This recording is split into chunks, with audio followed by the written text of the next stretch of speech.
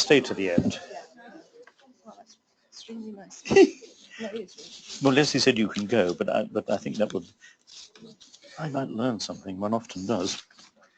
Good evening, everybody, and welcome to what is the sixth and last in this year's series of the Skeleton series. Can I just, first of all, thank you all, thank everybody online and everybody who's come along and contributed to the whole series, both speakers, members of chambers, and indeed all of the staff here who've made the reception staff, the clerks, and the admin staff who make all of this work. Can I please also remind you, everybody and those online as well, the feedback forms, they are really, really important to us in getting the series tailored to what people really want. So if you can, take a minute, please, and fill them in. Before I move on, can I just please thank everybody, as I said, that's contributed to the series, and also that this year we've been particularly lucky, and tonight in particular, because we have Lady Justice Thirlwall who's going to chair tonight, and we have two professors. So we're ending the series as we started with a bang. And can I ask you please to welcome tonight's chair, Lady Justice Thirlwall.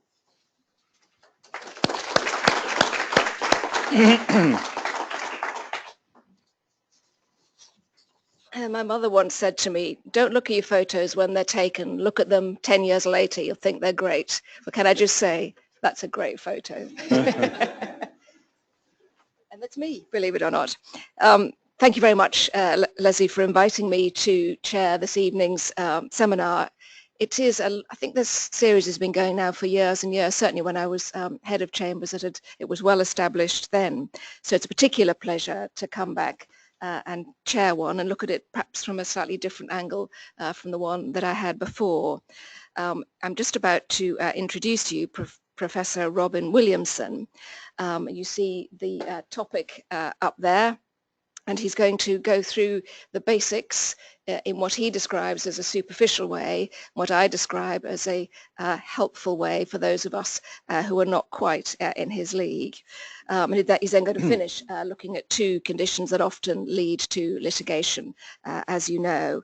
I noticed from his CV that he became Professor of Surgery at the University of Bristol in 1979.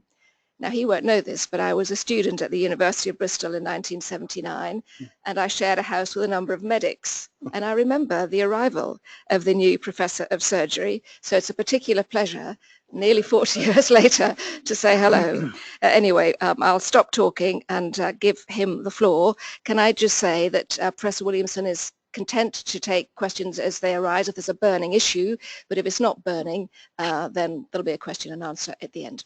Thanks.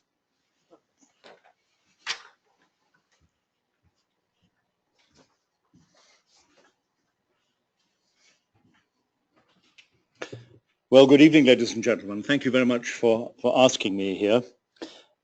I concluded looking at your feedback sheet that lawyers must be kind and generous people, because you're asked to score not each individual speaker, but the speakers as a group.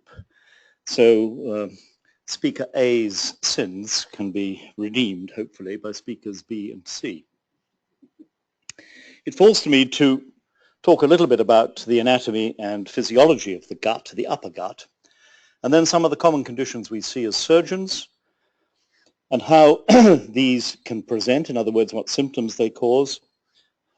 Briefly, one or two of the common operations that you can do for each organ, and then we'll talk about appendicitis and bile duct injury, because these seem to be keeping me busy at the moment, and doubtless yourselves as well. I gather that there are some disembodied attendees, as it were, by webinar. So hopefully, I don't know if I need to look in any particular direction, up there somewhere, yes. Hopefully they'll be able to hear me too, but if you can't, shout. Or like the person at the back said when somebody said, I hope you can all hear me, and the man at the back said he could, but he'd quite happy to swap with anybody else who couldn't. So, well, perhaps I'll just go back. So we're talking about, I think I've run through what we're going to cover. Now, gastrointestinal surgery is increasingly split these days, like most branches of medicine, into sort of upper and lower people, as it were. And I'm going to cover the first two, esophagogastric surgery, esophagus and stomach, and then HPB, which is liver, bile duct and pancreas. And then we'll be hearing from Professor Winslet about large bowel surgery, colorectal surgery. And just as you can see, there's a profusion of medical societies that represent us these days, and the ones that represent us as upper GI surgeons are AUGIS, which is the Association of Upper GI Surgeons, Gastrointestinal Surgeons, Great Britain and Ireland. And then for the HPB work, the International HPB Association. I was involved on the ground floor in getting both of those societies underway. So let's start with the gullet, esophagus. And I apologize for these rather crude diagrams, but as you can see, the esophagus runs from the pharynx up in the neck, that's meant to be the root of the neck, down the back of the chest, through the diaphragm here, what is called the hiatus, and at this point here, it joins the stomach. That's the esophagogastric junction. Now, that's the normal situation. It's quite important that there's a short length of esophagus within the abdomen, because there isn't actually a sphincter there. There isn't a sort of muscle sphincter to prevent reflux of acid. The acid is strongly, the stomach is strongly acid. The esophagus doesn't like being bathed in acid. That gives you heartburn. And what normally prevents that is the fact that anything that would increase pressure within the abdomen, like a big meal, perhaps, or going to the loo, or in ladies' pregnancy, will squeeze as much on that little segment of esophagus here as it will on the stomach. So there's a sort of valvular mechanism, a functional valve rather than a structural narrowing at that point.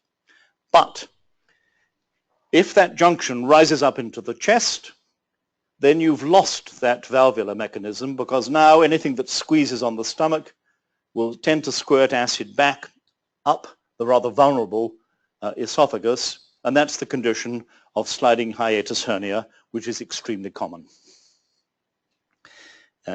Those of you perhaps who've eaten not wisely but too well, and perhaps a certain amount of alcohol at the same time, might be woken up at 2 o'clock in the morning feeling a little bit uncomfortable and wanting to sit up because they've got heartburn. It's a common symptom. So the esophagus is nothing really more than a muscular tube. It's about 10 inches long. It's lined by a sort of skin. It needs to be, I guess, so that you can digest your pork chop without getting it too much scratched. It's specialized squamous epithelium, skin. There are no hairs. There are no sweat glands. They'd be inconvenient in your gullet. All it exists for is to transmit food from the pharynx to the stomach. The common conditions, well, we've already alluded to hiatus hernia, which can predispose to reflux esophagitis. That's basically the heartburn that you get, especially when lying down, especially if you're overweight, especially after a big meal. But people will know that you can also get cancer of the esophagus. Usually that's a squamous carcinoma because it's a squamous epithelium. But increasingly we're seeing change in the lower esophagus in patients who have a long history of reflux. And then the lining gets damaged by the acid, and a new and rather more sensitive lining replaces it. And then those patients can go on to get an adenocarcinoma. Those aren't quite as sensitive to radiotherapy as the squamous cancers are. In terms of symptoms, well, I've already mentioned heartburn as the dominant symptom for reflux esophagitis. If you've got anything blocking the esophagus, then the patient presents with dysphagia, difficulty in swallowing. Greek dys, difficulty, phagia, eating. So these are quite common conditions to be seen in an upper GI surgical clinic, and there's a limited number of operations that the surgeon can offer. Fortunately, because it's so common, the large majority of patients with reflux can be treated without operation. They can be encouraged to lose weight, to sleep a bit more propped up at night, to stop smoking, and especially these days to take some of the powerful medicines that cut the secretion of acid. And that will do the trick in the majority of people. But those who are really troubled by reflux esophagitis will benefit from one, and there's a variety of procedures that can be done to sort of tighten the hiatus and to try and prevent the stomach riding back up into the chest.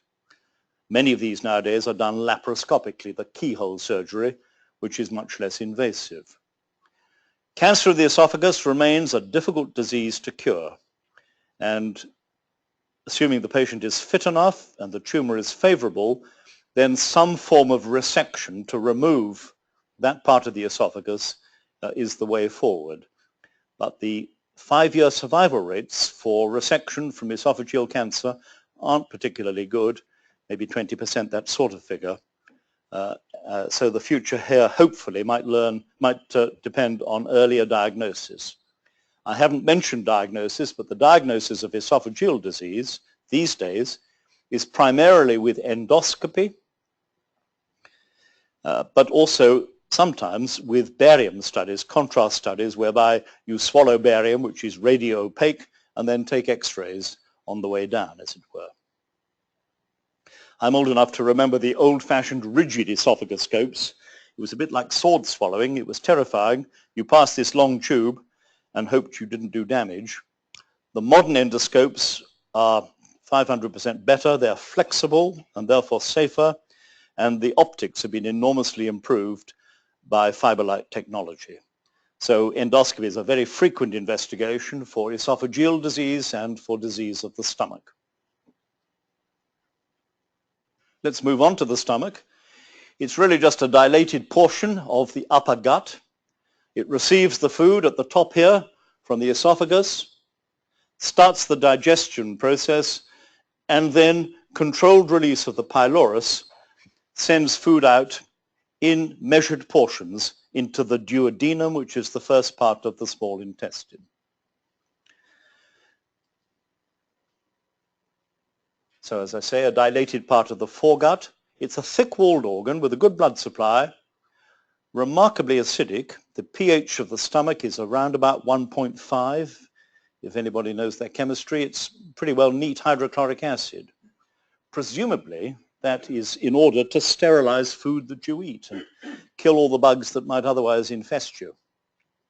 But in addition, it catalyzes one of the enzymes that begins the process of digesting protein. So within the stomach, the food is mixed up. It's exposed to the acid and the beginnings of the digestive enzymes, and then it sort of meters the release of the food rather than dumping it all into the small bowel in one fell swoop.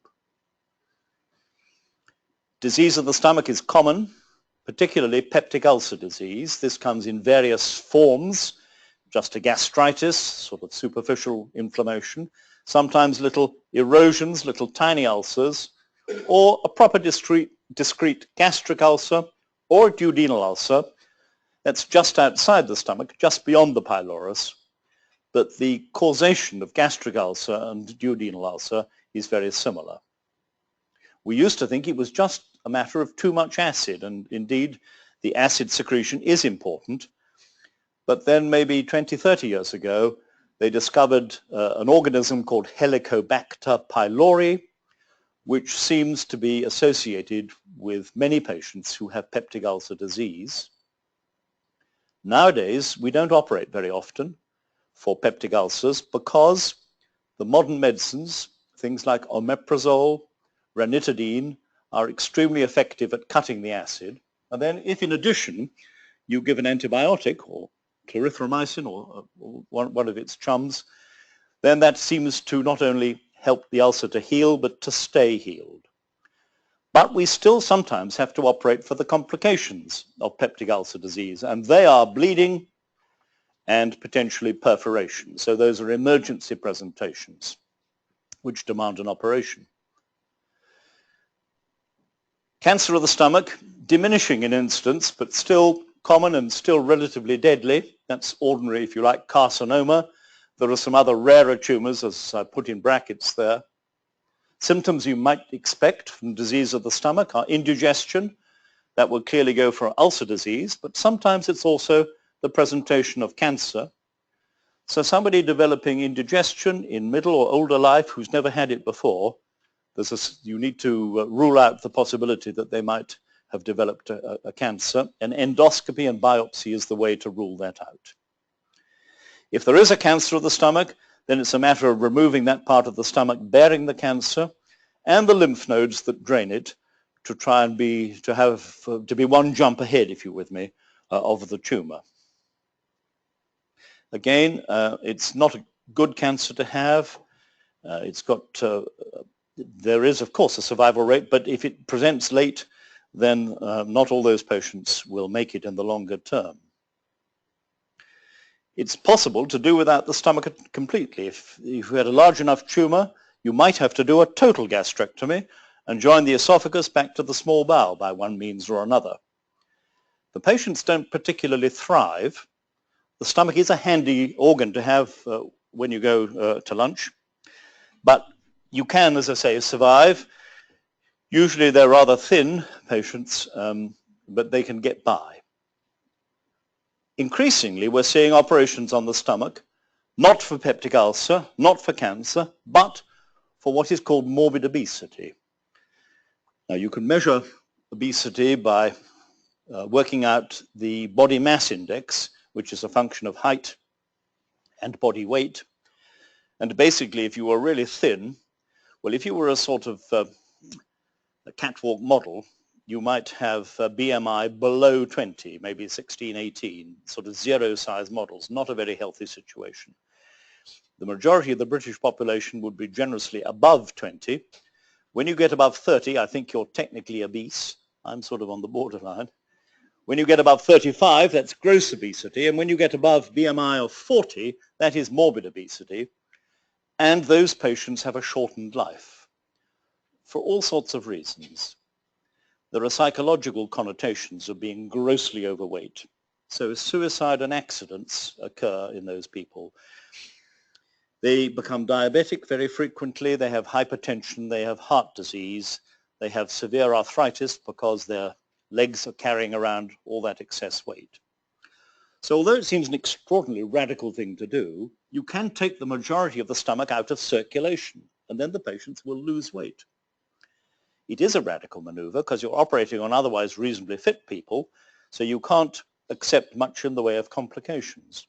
But you can clearly prolong life if you do the operation properly, and they'll come down probably not to ideal weight, but maybe to halfway between what supposedly is their ideal weight and what they used to weigh, or maybe rather closer to the ideal than that. That's enough very often to cure the diabetes and to relieve all those other potential problems that these poor people get.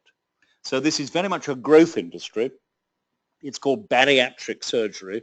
I think the word bariatric is to do with weight. All sorts of operations have been tried, but mostly nowadays it's either some form of band that's put around to restrict the inlet into the stomach, or it's some form of reduction of the functioning stomach, either a bypass or removing a part of it.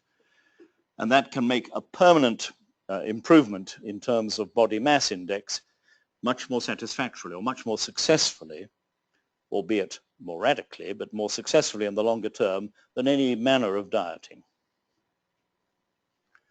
Let's move on to the small bowel. We've already seen the duodenum, which is the proximal 25 centimeters, and then there's about 4 meters of jejunum and ileum. Now, I don't have a pretty picture of the small intestine, but Mr. Keegan has very helpfully put up this handsome model. So these are the loops and loops of small bowel, 4 meters stuffed in there. That's the colon. This is the omentum, or the fatty apron that sits in front of the small intestine. It's a marvelous organ, the small bowel. It digests and absorbs nutrients on behalf of the whole of the rest of the body. It's extremely efficient. To give you an idea, the word jejunum means empty.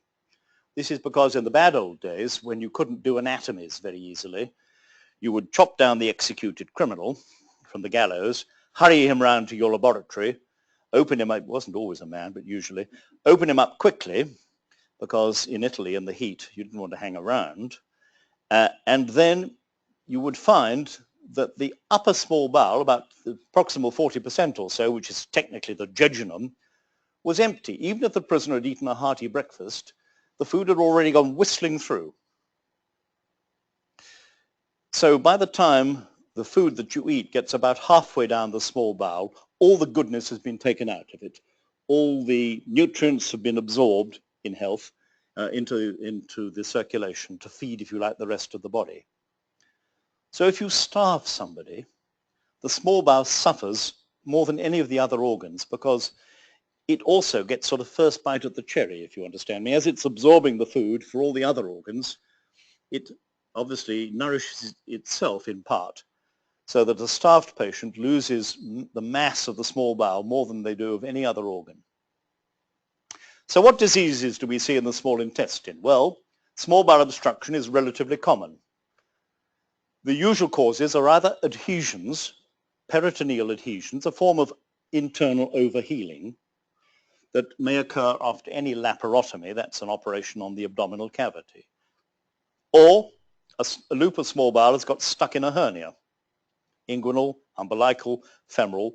There are various hernial sites. So those are the common causes of small bowel obstruction. These patients present with colicky abdominal pain and vomiting. They're distended. It's quite an easy diagnosis to make, and a plain X-ray will confirm it by showing dilated loops of bowel. A rather more subtle and potentially more troublesome condition is Crohn's disease, which is a chronic inflammatory condition, particularly involves the lower part of the small intestine. We don't really know what causes it. Cigarette smoking seems to make it worse. It's, whenever the doctors don't know really what the hell causes it, they call it idiopathic. So it's an idiopathic inflammatory disease. And the problem is it tends to keep coming back.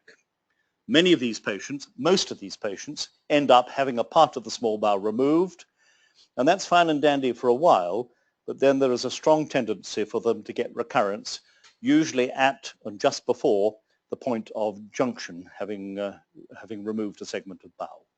You do get tumours in the small bowel, but for every one of them there are about 100 in either the stomach or the colon, so small bowel tumours are relatively rare. With Crohn's disease, you may have diarrhea and weight loss, as well as the pain and the vomiting. When operating for obstruction, we would divide the adhesive bands, or if it's a hernia, would reduce that. If the bowel looks unhealthy, you might have to remove that segment and rejoin that has been stuck, caught underneath an adhesion or trapped as a knuckle inside a hernial sac. The small intestine is not a particularly easy organ to investigate. It's out of reach of the endoscope, both from above and from below, at least for the most part.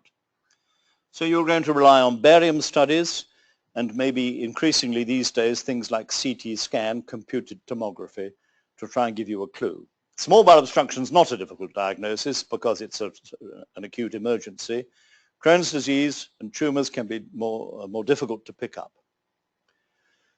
So for obstruction, as I say, you divide the adhesions, reduce the hernia, but for inflammation or a tumour of the small bowel, then you will remove that segment and join the ends together.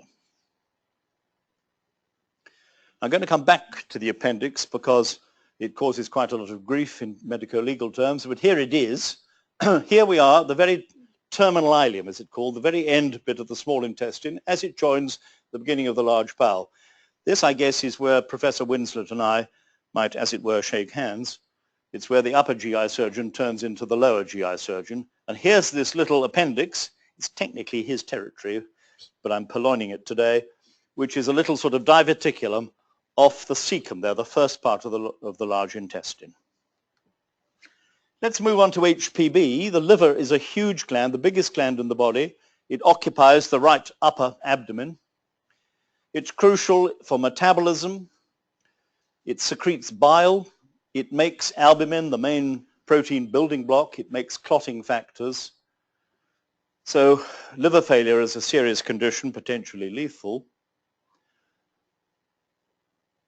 Liver failure would be treated not by a surgeon for the most part, unless it came to transplantation, but by a hepatologist, a physician with a particular interest in this quite abstruse area.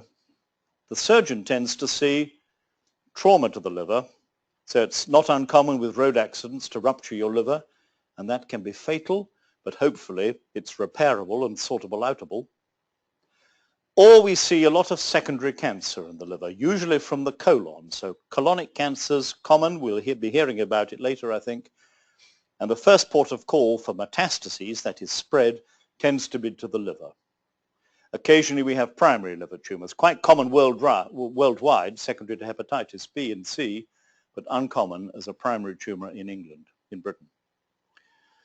So patients with liver disease have abdominal pain, they may be unwell generally, they may have a palpable mass.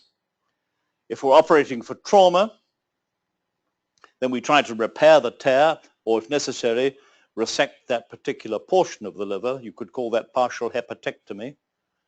For tumours, usually secondary, then resection, that is removal of that portion of the liver bearing the tumour. Nowadays there are ways that you can ablate the tumour, especially if there are multiple tumours, with radiofrequency or with cryotherapy or with a number of other techniques, injection of alcohol and the like. But it's better, if you can, to chop it out and remove it. It always seems to me so strange that the horse has already bolted, if you like, in terms of cancer spread to the liver, and yet, if you select the patients right, you may have a very worthwhile 40% or so 5-year survival rate, although you close the stable door, you would think, too late. For liver failure, liver transplantation, I won't say much about that. It's a very major exercise, but it, of course, can be life-saving in the right with carefully selected patients. So here's the liver occupying the right upper quadrant of the abdomen. And over here on the left, much smaller, is the spleen. We'll come to what that does in a moment. The liver secretes its bile into the bile duct. It's stored in the gallbladder. It comes down through the head of the pancreas. This is the pancreas. And the bile and the pancreatic juice join to enter the duodenum at that point there called the papilla. It's like a little tiny nipple on the inner aspect of the duodenum that you can pick up with an endoscope. So for investigating liver disease, we're reliant on blood tests and some form of scan, ultrasound, CT, MRI.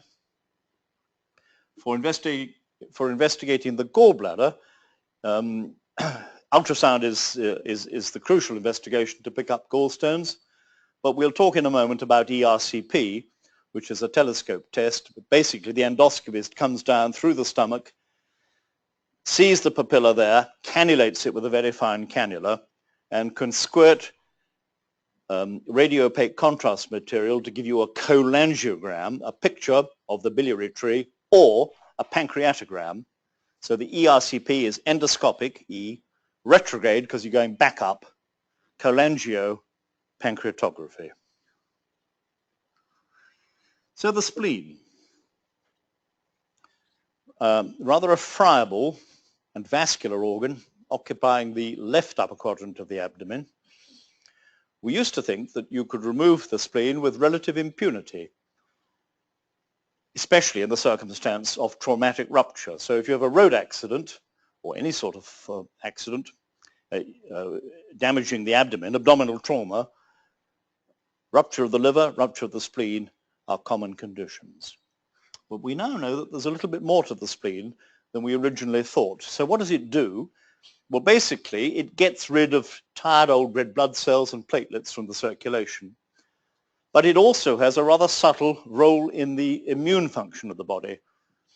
And there is an increased risk of serious infection in patients who've had the spleen removed. Now, there's a lot of ink spilt on this condition, and it doesn't happen very often. But it might happen in children or young adults who've lost their spleen.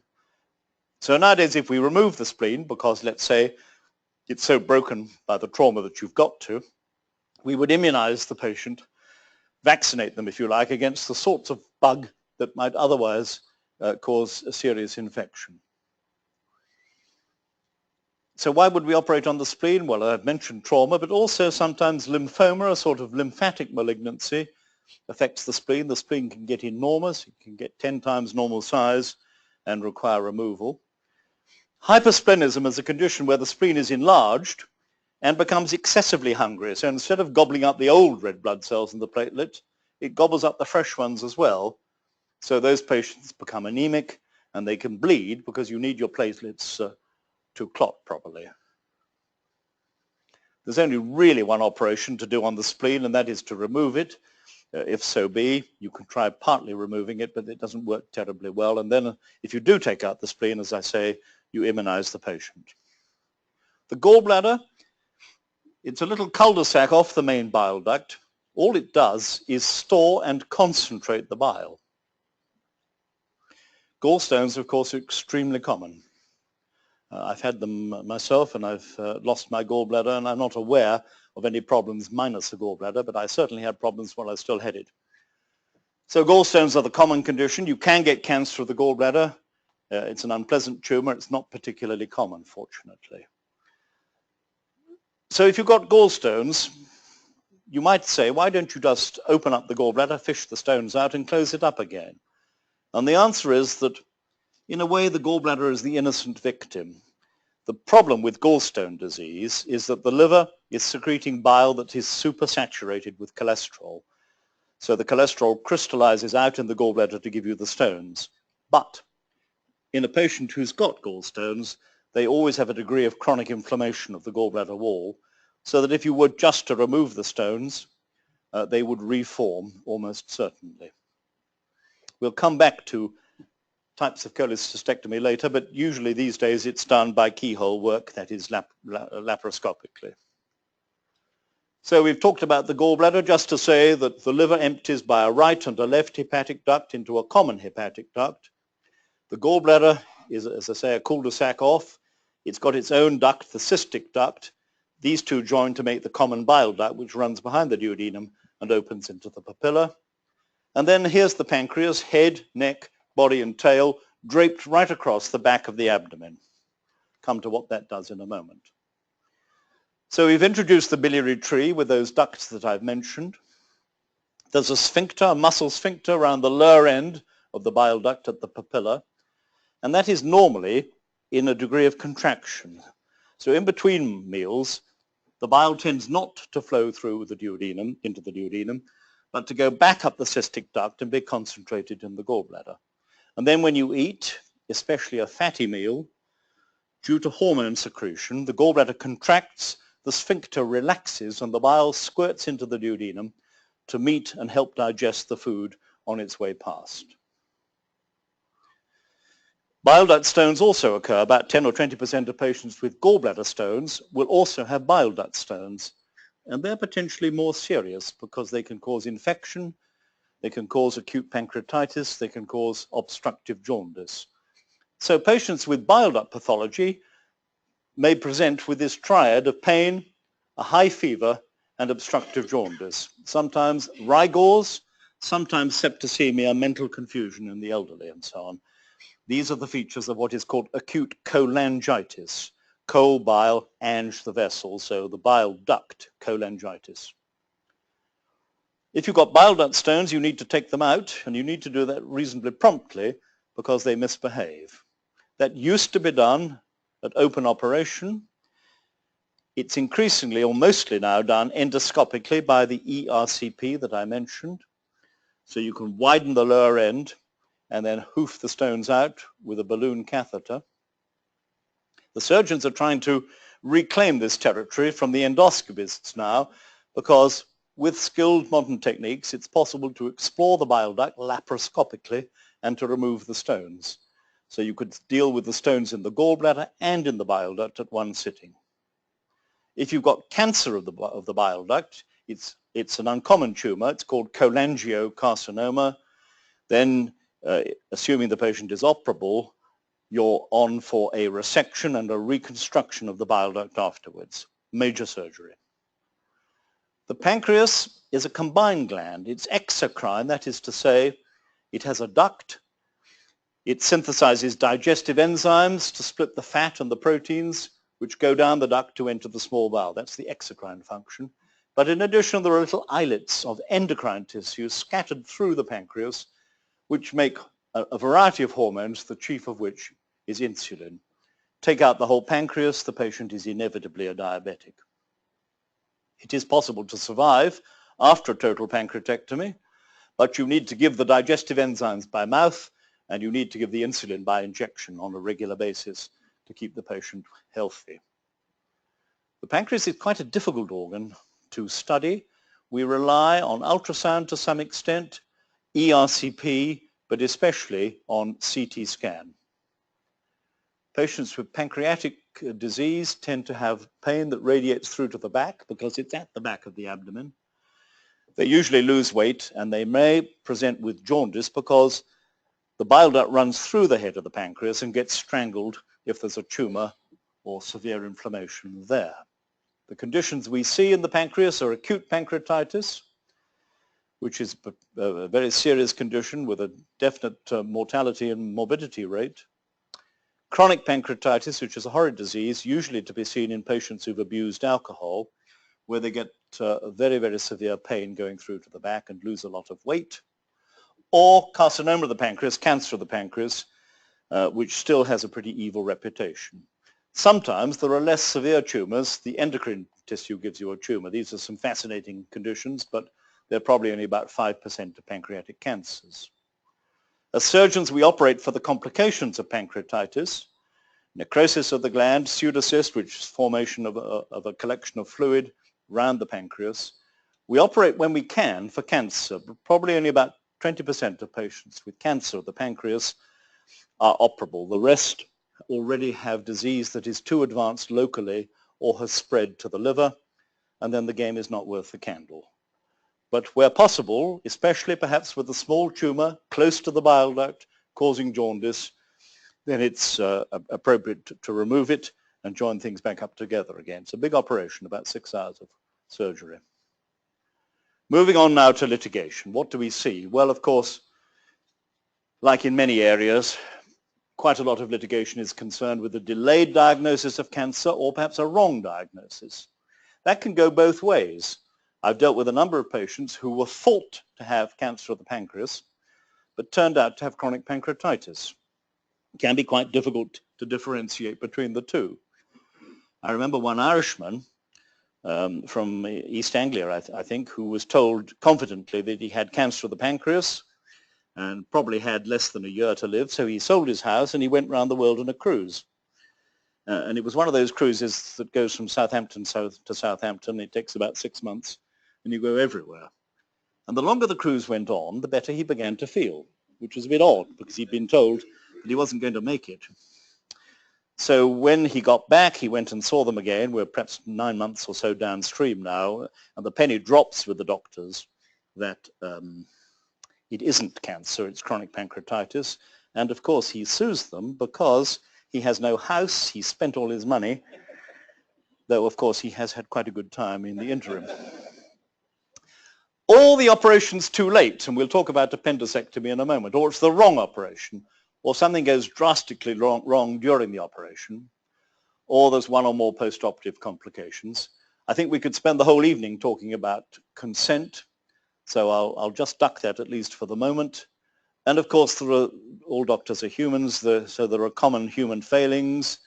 A certain brusque or rude attitude turns patients off, disinterest to the point of neglect, or especially if the patient senses that there's a cover-up. People are sort of whispering behind their hands, and it's clear that something has gone wrong, and nobody tells them. That seems to be very litigenic, if there is such a word. Now, I promised to talk about acute appendicitis and about bile duct injuries. Acute appendicitis is still a very common condition at all ages, but especially in teenagers and young adults. It presents with abdominal pain that classically starts in the center, shifts down to the right-hand side. I've also had appendicitis at the age of 12. If it develops very quickly, then it can perforate within 24 hours or 48 hours at least of the onset of the condition. And then you get peritonitis because all the muck escapes into the abdominal cavity. If it perforates slowly, which it can do, then the surrounding organs form a sort of mass around it and wall off the infection. And then the actual moment of perforation is silent and the patient presents with pain and a tender mass and a fever and so on, so-called appendix mass. One is sometimes reluctant to disturb that because it's as if the body has localized the infection. You might choose to treat the patient with antibiotics, settle it down, and then go back afterwards and remove the appendix to prevent a further attack. Or that appendix mass can start to suppurate, that is to say, form pus, and then the patient has an abscess with a great swinging fever, and that needs to be drained surgically like any abscess in the body.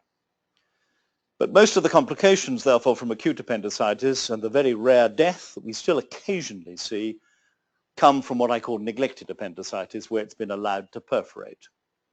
That may be because the patient has been slow to present. It may be because the GP has treated the patient for, quotes, gastroenteritis. Or it may be because, I'm afraid, the patient is admitted to the surgical ward and only seen by relatively junior people who have insufficient experience to realize that the patient has acute appendicitis. Or they want to have a CT scan, which you don't usually need for appendicitis. It's a fairly straightforward clinical diagnosis. I accept if the presentation is equivocal, a CT could be helpful. The problem is, of course, that the CT scanner's broken that day, or there's a long backlog of cases, or the surgical team doesn't lean on the radiologists to get on with it. So time passes, and by the time the CT is done, the appendix is already perforated. I think there is a tendency these days for doctors to move through the surgical training more quickly than before, and perhaps to have less exposure and therefore less experience, and perhaps to be frightened about operating for presumptive appendicitis and unnecessarily dependent upon tests which can delay the whole process. Now, I don't want to frighten anybody, but here was a particularly savage case of what can go badly wrong. This was a young girl, 21, who'd been perfectly well until she made a bad decision, which was to become ill over a bank holiday weekend. So on the Friday, she has pain in the right iliac fossa, that's RIF, which is classical for acute appendicitis, doesn't feel very well, mild temperature. She rings NHS Direct. I've got slightly jaundiced views about NHS Direct. Anyhow, she rings NHS Direct and speaks to a nurse who says, well, you're constipated. Go to the chemist, get some suppositories, get some Dulcolax or whatever. She's no better a few hours later, so she rings NHS Direct again and receives precisely the same advice. So she takes the advice and takes loads of laxatives on the Friday night and the Saturday, which gives her diarrhea, of course. So then when she struggles off to a treatment centre on the Sunday evening and sees a doctor just as they're about to close, he's happy to diagnose gastroenteritis and I think get her out quickly because he wants to go home. It's 10 o'clock at night. At all events, the disease had been going for 4 days by the time she gets to the surgical ward. And you might think that there was light at the end of the tunnel. So she gets to A&E, they get a surgical opinion, she's admitted to the ward, and then they and ah. They still wonder whether perhaps she might have gastroenteritis. She's got a rapid pulse, she's got a high fever. They faff around. Next morning, the consultant surgeon comes in to do what's called a post-take ward round and realizes that she's extremely ill, and they take her to theatre. She has pus all over the abdominal cavity. She's admitted to intensive care. And she now embarks upon a 6-month illness. She gets into multiple organ failure, requiring support for failing lungs, heart, kidneys, especially kidneys. She has another, 9 operations to try and deal with the residual sepsis in the abdominal cavity. Even a period of what's called a laparostomy, where there's so much muck inside the abdominal cavity that you leave it open rather than closing it so that you can repeat the dressings and drain any further collections of pus. She needs a tracheostomy to get her off the ventilator, which it does, and eventually she gets out of ITU back onto the surgical ward. But, and this is unusual, but very bad luck, she's now got chronic renal failure, so she's now dialysis dependent. All this from an appendicitis, which could have been nipped in the bud months before. So by the time she gets home from hospital in November, the wound still hasn't healed properly and she's got a fistula from the small bowel. But she's alive, and gradually during that winter, she puts a bit of weight back on, and a few months later they go back, and they manage to close the fistula successfully, repair her abdominal wall. So she's sort of intact. The heart's not working very well, probably because one or other of the drugs that she received, and she received many during her intensive care illness, has damaged the heart muscle. She's lost so much weight that she's wheelchair dependent, at least for a while. She's a brave girl and wants to do an MA. She has a very, very supportive boyfriend who's now the fiancé. So she has to juggle the dialysis between her own home and the university, and she has to, as it were, sign on with 2 dialysis units depending where she is. Finally, after 2 years, the fiancé, who stuck by her all along, has become the husband and gives her one of his kidneys. And if anybody deserved, after all that caper, to have a good result from that, it was this poor girl. But sadly, the kidney was lost at a very early stage. There was something the matter with the join of the arteries, and the artery thrombosed and the kidney infarcted, that is to say died, and it had to be removed. So she was back on dialysis. I lost touch with her in about 2012. This was an expensive claim to settle, as you could imagine. And I'm afraid I don't know how she's gone since then. But her life has basically been destroyed just by appendicitis. It doesn't often happen. And of course, it's very easy, because we see the worst possible cases, to assume that the hospitals are full of cock-ups. But of course, we only see, at least in medico-legal terms, those patients who have tended to go seriously wrong. Let's move on to gallstones, which can be multiple. This a bit like the beach. I was born and brought up in Brighton, so this reminiscent of home. All these gallstones came from one gallbladder. Seemed very greedy to have so many. As I mentioned before, nowadays most gallbladders are removed by the keyhole approach. There are definite benefits. It's a very quick recovery, and you're back at work and out of hospital much quicker than with an open operation.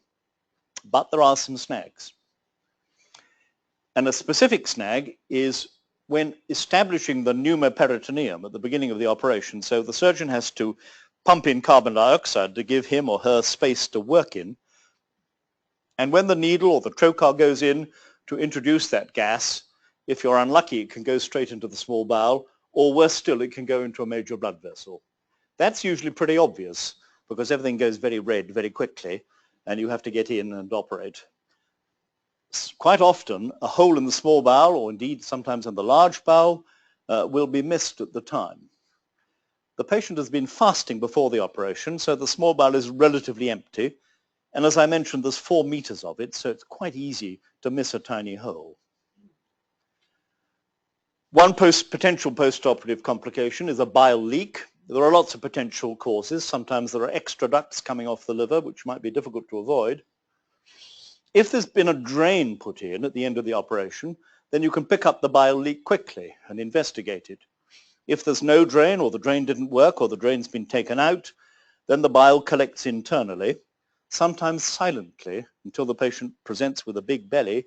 Sometimes, if it gets infected, they become very, very severely ill with a form of bile peritonitis.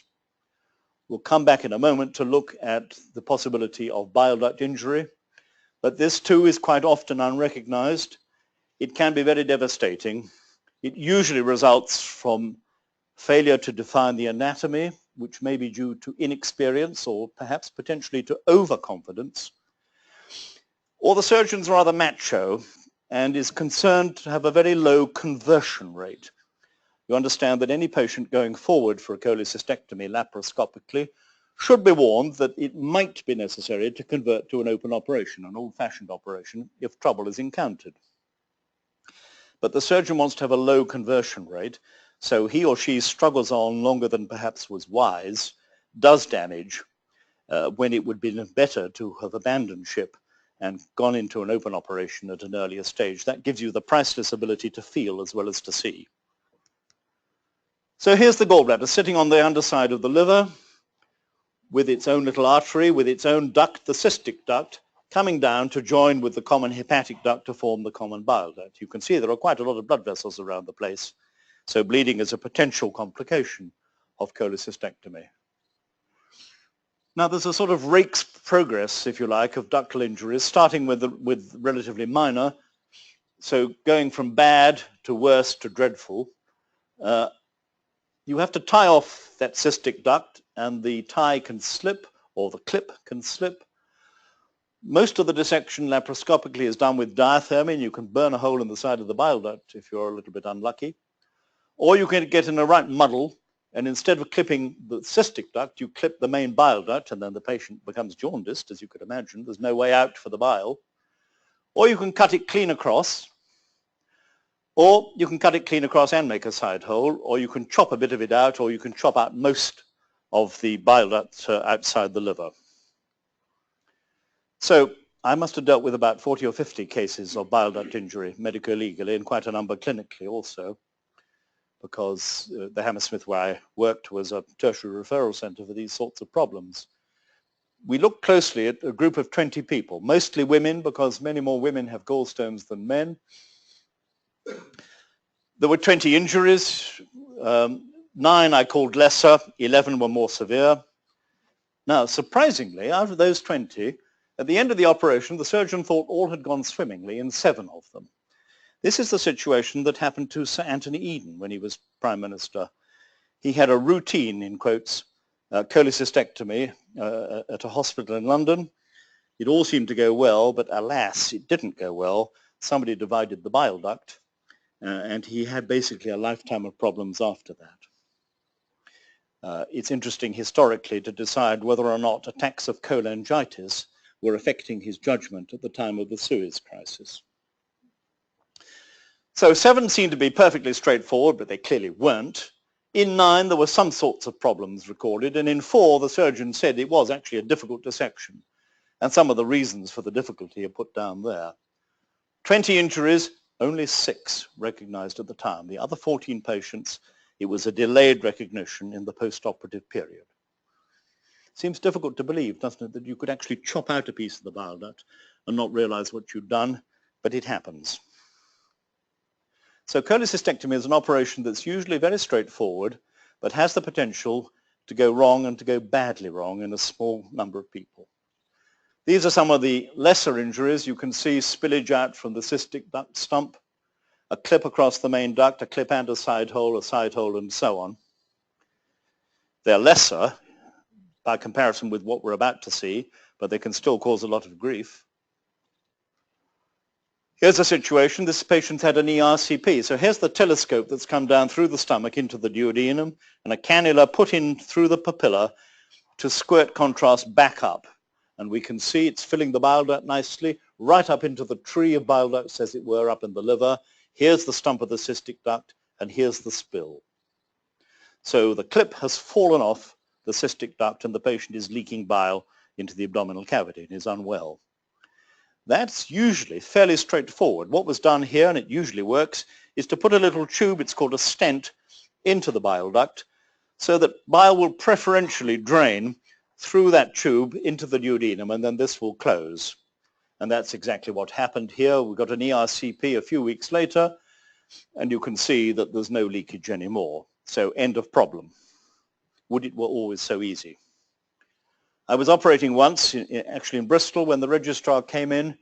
He was operating next door and doing a cholecystectomy. And he said he was in a bit of trouble with the anatomy, and he surely was. And when I went round to see what was happening, this is what I found. He'd neatly clipped and divided the main bile duct, and there was a clamp on the lower end there. So we took the clamp off, we removed the clips. Luckily, no tissue had been removed, and it was possible to join the 2 ends together with a little tube across to protect it. You can't often do that, but you can sometimes. It worked here, we were lucky. So on to the 11 severe injuries. I've shown you an example of a clean transection where it might perhaps be possible to join the 2 ends together. When you're onto one of these disasters here, though, you're going to need a major repair procedure to try and solve the problem. So here's such a patient who had, and this is quite a common event, due to inflammatory adhesions, the cystic ducts got stuck to the side of the bile duct, The surgeon thinks that's the cystic duct, but it ain't. It's the bile duct. It was a he here, divides it across. Then he has to divide it again here to get the darn thing out. But by now, things are going from bad to worse. So, fortunately, that was recognized at the time. And when we went back in, this is what we found. The gallbladder was removed together with a segment of the main bile duct, and there was an unbridgeable gap. So what do you do? Well, the answer is you bring up a loop of small bowel, which is so-called defunctioned. You divide the small bowel, you bring a loop up here, and you plumb back in the stump of the common hepatic duct into the side of that loop. That operation is dignified by the term hepaticojejunostomy Roux-en-Y. I did it on a patient once, not for this. He had chronic pancreatitis. And he sent me a Christmas card. Dear Professor, hope you're keeping well. Yours, hepaticojejunostomy Roux-en-Y. He'd obviously read his operation notes. So, what procedures did those 20 patients get? Well, the 6 that were immediately picked up had end-to-end repairs. I have to say most of those failed. 2 went straight to the hepaticojejunostomy operation. The problem is that's quite difficult because the bile duct is small, so it's a fiddly procedure. In the 14 with delayed recognition, picked up either a few days or maybe even a week or 2 downstream, various procedures were done, but basically 10 had a major repair operation, the hepaticojejunostomy. I think you can understand why this is litigious, because these patients were expecting to have a routine procedure and be out of hospital quickly, and instead, 3 months later, they're still recovering from a very major repair operation and not feeling very well. The eventual outcome in those 20 patients, 1 died from sepsis during the early postoperative period. 2 went on to get liver failure with blockage of the portal vein, so they get varices and they bleed. 2 had recurrent attacks of cholangitis. 15 of the 20 ended up with a satisfactory result. That's about par for the course. If an experienced surgeon operates and the injury isn't too severe, then he or she could expect about a 70-80% good result in the longer term. So what can we learn from all these potential disasters? Well, I think we have to remember that although laparoscopic cholecystectomy does have a number of benefits, and I can attest to those because I was able to have dinner the night I had the operation, felt perfectly okay. When I asked my consultant colleague, who had been my registrar, to take out my gallbladder, he blanched, but gallantly went ahead. I said to him, look, if it's at all stuck, I said, don't hang around, convert to an open operation. But he struggled on for quite a long time and saved me that. I quizzed the registrar afterwards, and he said, we were very close to opening you. Well, there you go. So I got away with it. The injuries to the bile duct are often missed for various reasons, and that can set up a lifetime of ill health. One of the problems is if this can be a very fiddly dissection per laparoscope, and if you fail to make progress, then the sensible surgeon, after a period of time, looks at the clock. He isn't very much further on than he or she was 20 minutes or 30 minutes earlier, and that then becomes an indication to convert to open operation. That won't necessarily prevent the injury, but it will reduce the likelihood. And of course, patients should be told about the risks of operation and the possibility of conversion. But here, what risks do you tell a patient? What sort of percentage incidence of a risk should you convey to a patient so that you don't completely frighten them off what might be a very necessary procedure, but on the other hand, they have some idea that it isn't all plain sailing. The risk of a bile duct injury during laparoscopic cholecystectomy is about 1 in 2 or 300. A lot of people would say that a risk less than 1% is not one that you need to convey to the patient in advance. But of course, it is a very serious injury when it happens. So it is, I think, appropriate to tell the patients, but not, hopefully, to frighten them of what might be a very important operation to get them better. We could spend a lot of time, I think, discussing about risks and consent, as I said before. But I've come to the end, and thank you very much for your attention.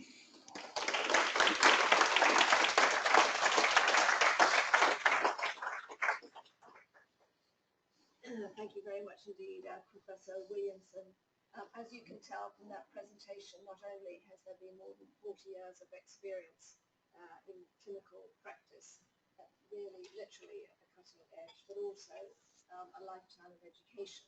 And even though Professor Williamson retired from active surgical practice, as you can tell, he's completely up to date and has that rare quality and skill, which is the ability to communicate complex things simply and also with a note of humour, in particular with some personal experience. So thank you very much indeed. Thank you, Judge. I've gone back to teaching anatomy. Good. Well, from what you said about that young doctor, perhaps that's a good thing. Yes, well, you see, the patients don't complain. Are there any questions for Professor Williamson at the moment, or we can take them all at the end of each other? If you've got something that you'd like to ask now, please go ahead. So, the focus on surgery seems to be stitching together the natural tubes and getting the tubes into place. If you've got a bit missing, you reach around, bring something up, stitch it all together, and Bob's your uncle. there's a term for that. It's called secundum artem. Right, that's what I was reaching for. Is there a place for using prosthetic materials at all to fill It's a in very the good gap? question. Bile's quite unforgiving stuff. People have tried sort of prosthetic things in the bile duct, but they get rejected. They don't seem to work, and I'm afraid the same applies for the small bowel. So potentially, perhaps, arteries are much less demanding. So you can chop out the main artery, the aorta, and put a bit of cloth in and get away with it. But the contents of the biliary tract, and especially the bowel, which of course are teeming with bacteria, don't cope with that. The patient doesn't cope with that. So not really is the straight answer. Not in my field. Not, I think, in Mark Winslet's field, but we'll perhaps hear that. Anything burning at the moment? All right, well, in that case, thank you very much.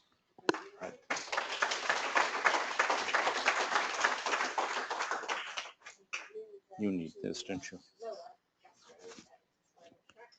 Professor Mark Winslet, who's going to follow on, as they say, with it says here, observations on the growing time of medico-legal claims. I don't know whether that's Really? accurate. I think my PA must have written that, hadn't they? Anyway, Just stick it there. when you're ready over there, we'll continue. Professor Winslet is going to talk about colorectal cancer as well as medico-legal claims more generally. He hasn't come very far this evening. He's currently head of the North London Cancer Network Upper GI Tumour Board and clinical lead for colorectal surgery at the Royal Free and head of department at UCLH. Thank you. Can you swap it over to, do I have to go through the whole of Robin's talk, or? Not that I wouldn't mind, because it was far more interesting than mine's going to be, but. Okay. Good evening, everybody. For those of you who don't know me, I'm Mark Winslet, Professor of Surgery at the Royal Free, and I too was a student when Robin Williamson was the Professor of Surgery in Bristol. I'm a bowel surgeon by trade. I'm a bit of a dinosaur because I do upper GI and colorectal, and like Robin, I've been known to write 1 or 2 medical reports. I'd like to thank Leslie for inviting me to talk here again at the Skeleton series. I noted that the talk was supposed to be for about 45 minutes, and as I've got older, what I've noticed is that my audience seem to develop an acquired attention deficit disorder the longer I keep babbling. So I'm going to keep it rather pithy tonight, and if any of you aren't in an advanced state of coma at the end, I'll be very happy to take some questions. So what I'm going to do, it's a huge topic, take days to go through, is I'm just going to tiptoe through the litigation pathway in GI cancer in terms of presentation, diagnosis, investigation, and treatment. Then I'm just going to expand a bit on laparoscopic surgery, which is now taking over the whole of GI surgery. I'm going to touch on human advanced psychology and finish off with a bit of legal philosophy. And it's very rare you'll hear a surgeon ever say that again, I can tell you. So what's the problem? Well, the problem is that medical litigation is the biggest growth industry in healthcare in the past 20 years. It accounts at our trust for 10% of our annual turnover, and the current caseload in the NHS is worth in excess of £1 billion as we speak, and is rising. That, however, is just the tip of the iceberg, because everyone thinks we live in a litigious society and we got it from our American colleagues. But if you actually look at the evidence, nothing could be further from the truth. In 1995, a study was undertaken in New York State of all the cases of litigation, and then all the cases where there were complications, and they tried to identify where people could claim but didn't. There were 3,750 litigants in that year, not all of whom had a justified reason for suing. But objective external review found another 5,400 who had reason to sue and who didn't. So we are looking at the tip of an iceberg, and it's going to get worse. I find myself in a particularly unfortunate situation in that by virtue of the speciality I've chosen, I have a 33% increased risk of having a malpractice claim against me than all other specialities. And that includes obstetrics, although their total value is somewhat higher than the claims against GI surgeons.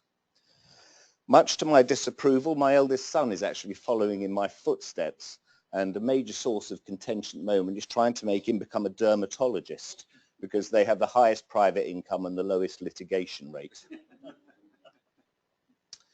So where do we start? Well, we start with general practice, and they have the unenviable job of trying to sort the wheat from the chaff of patients presenting with common and often very non-specific symptoms.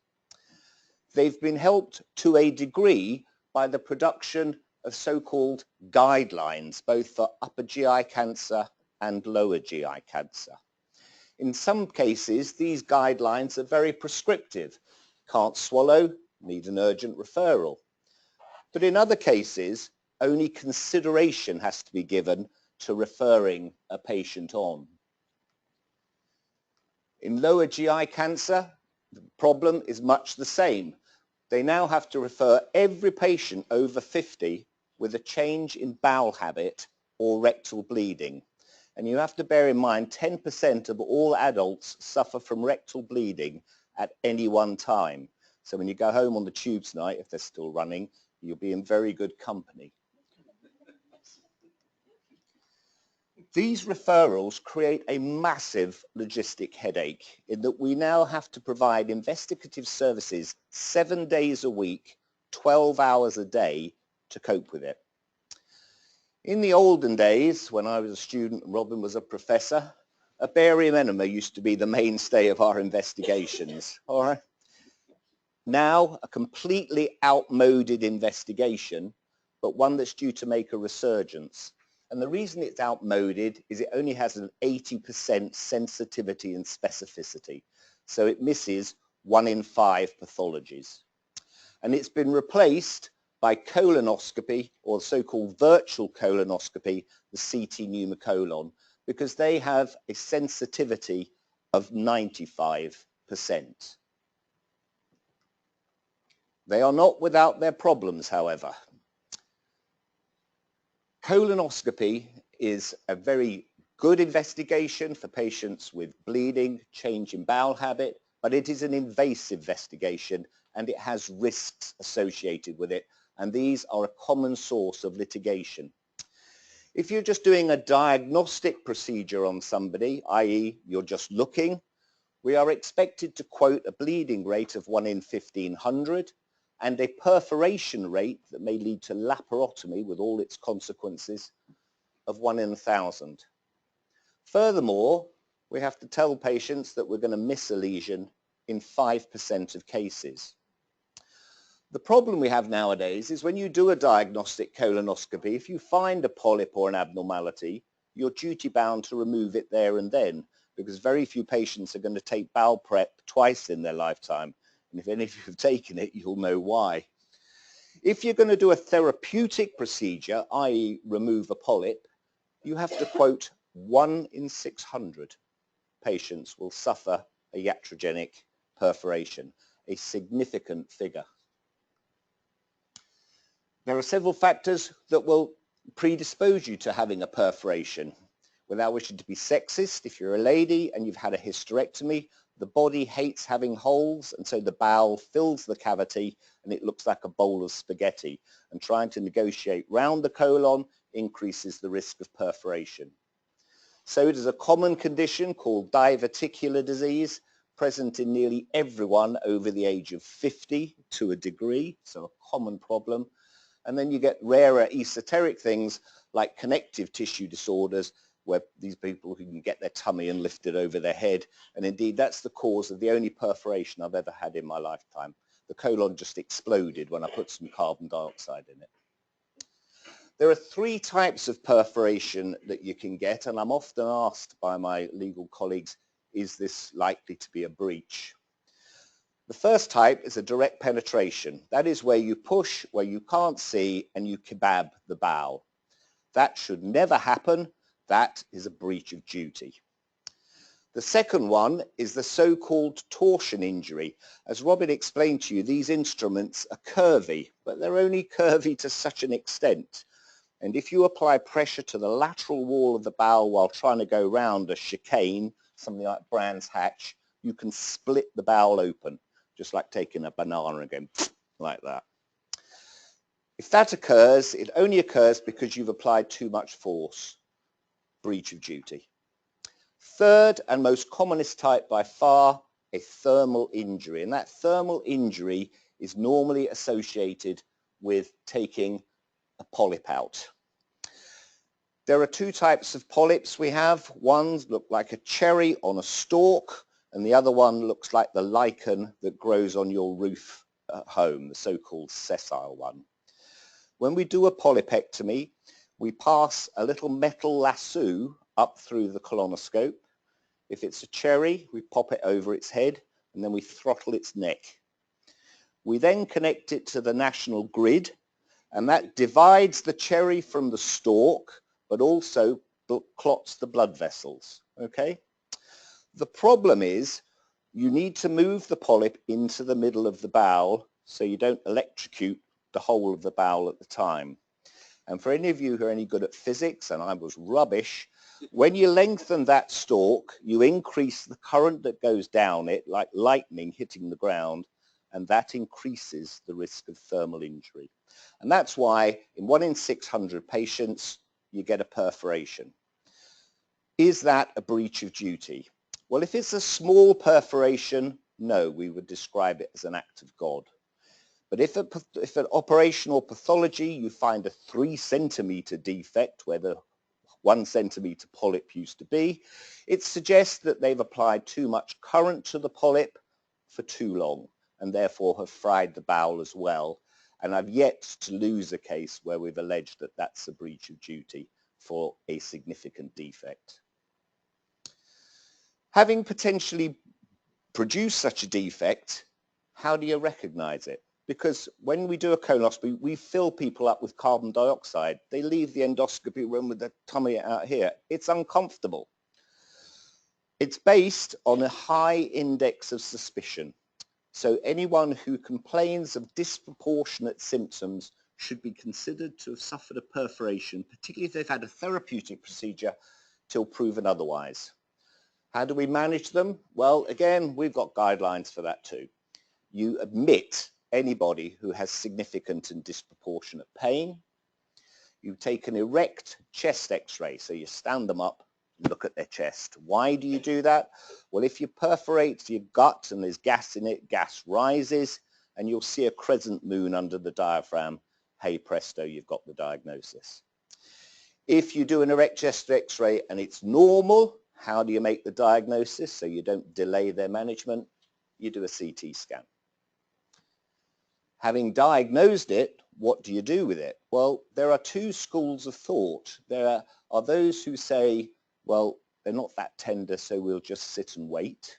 And there are those who advocate early intervention to prevent developing the peritonitis that we've heard about.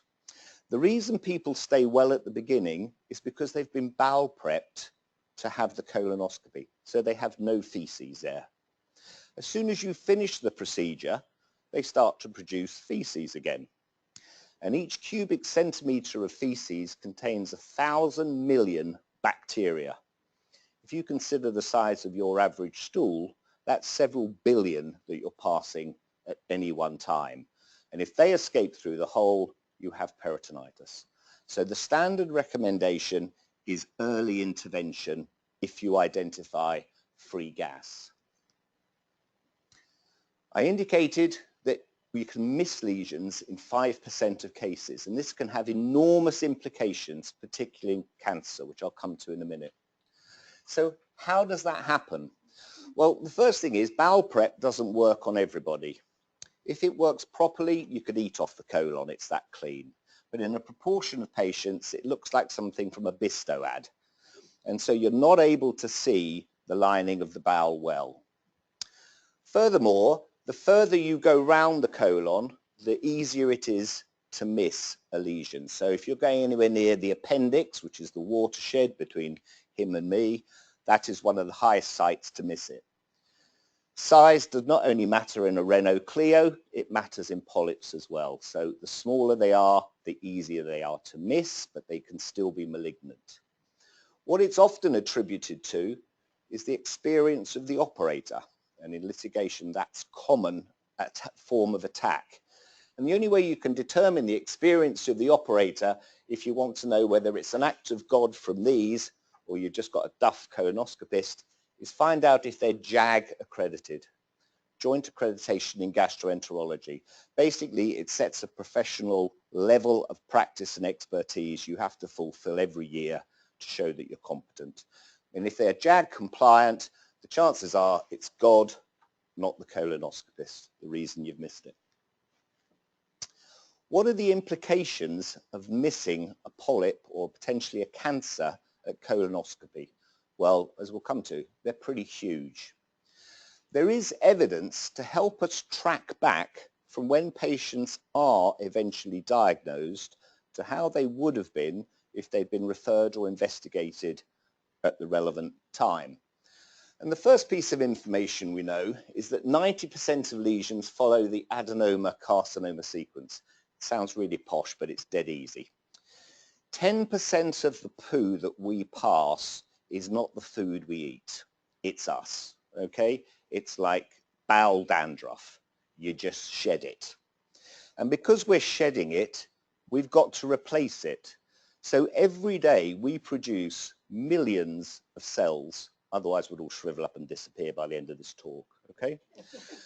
Those cells are a bit like the cars on a Ford production line.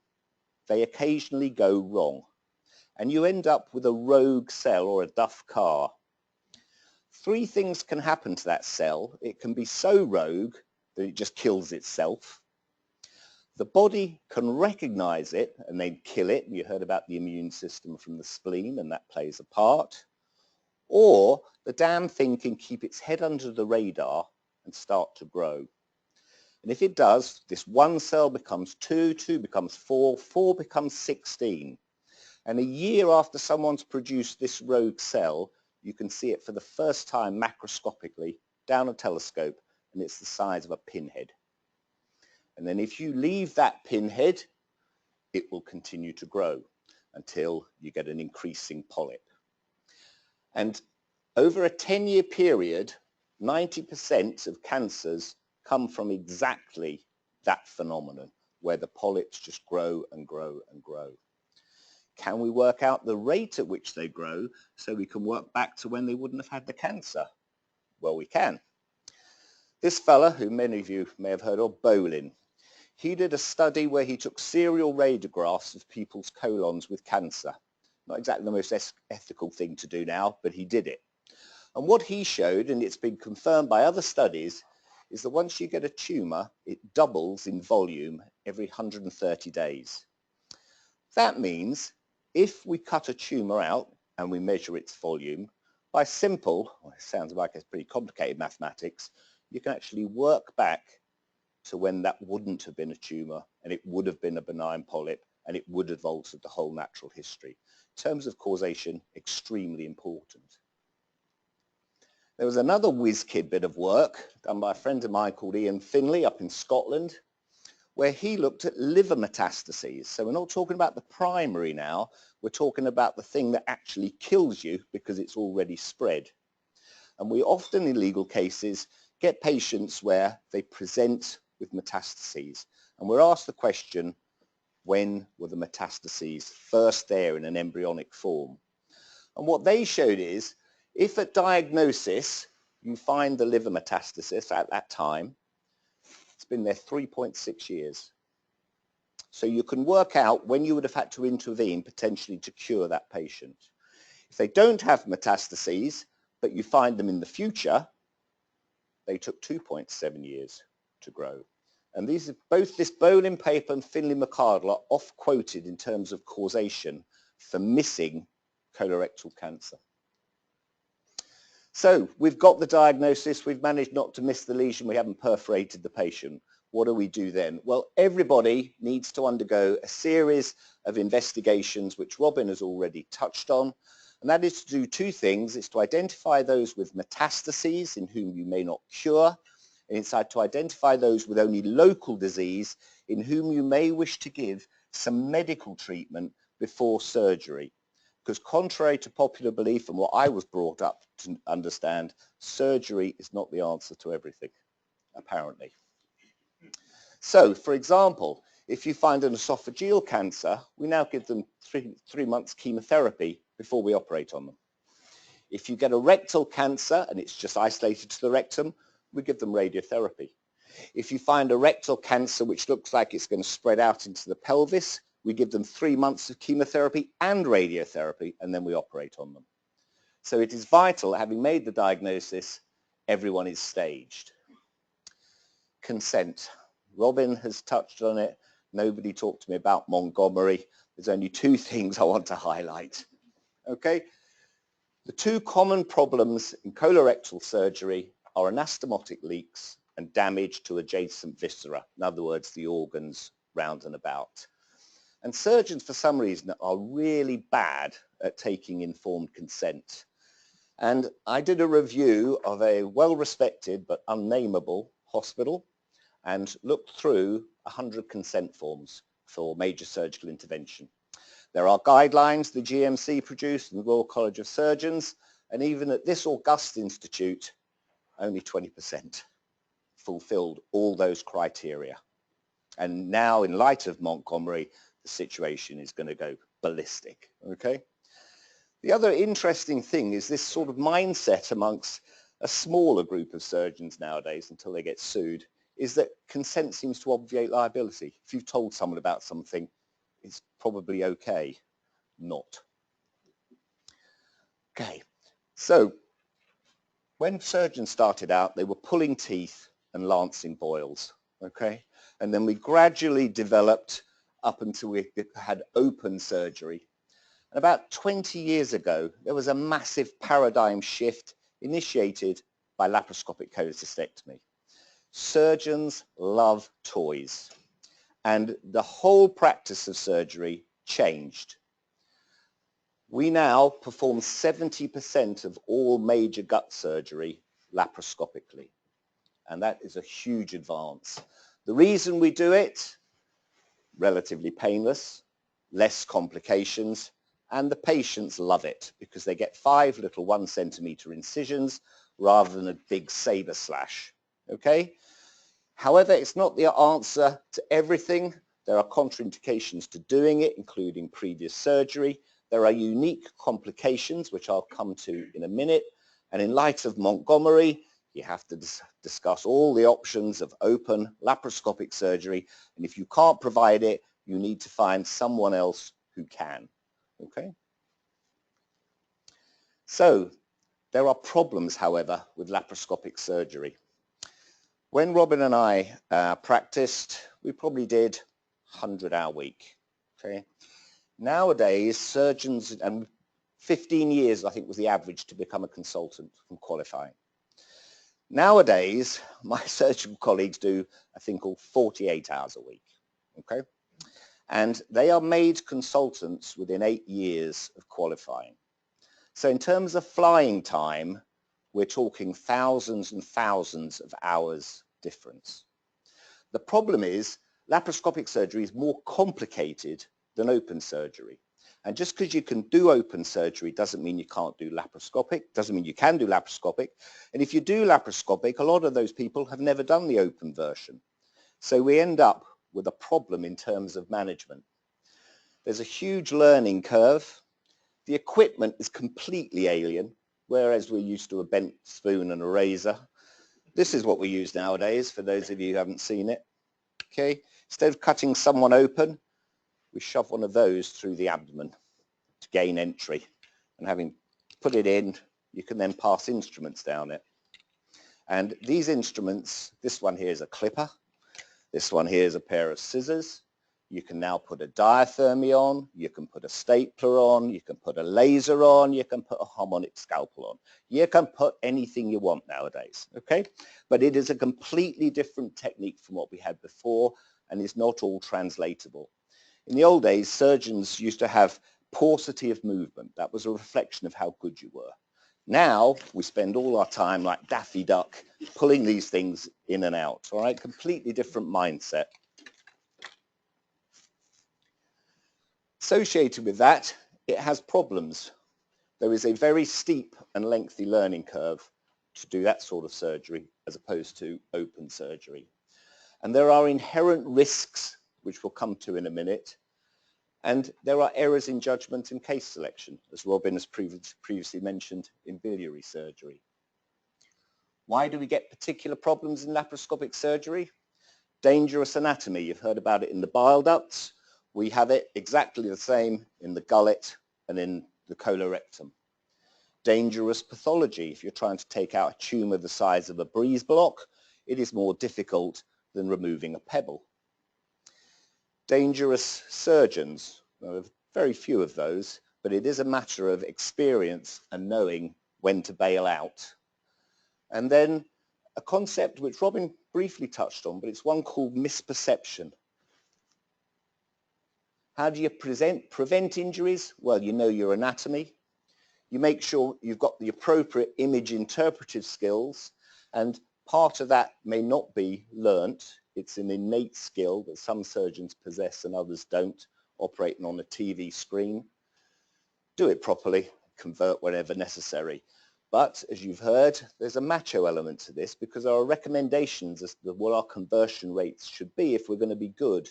That's great, but it may mean that you push the boundary sometimes, as you've heard, where you shouldn't.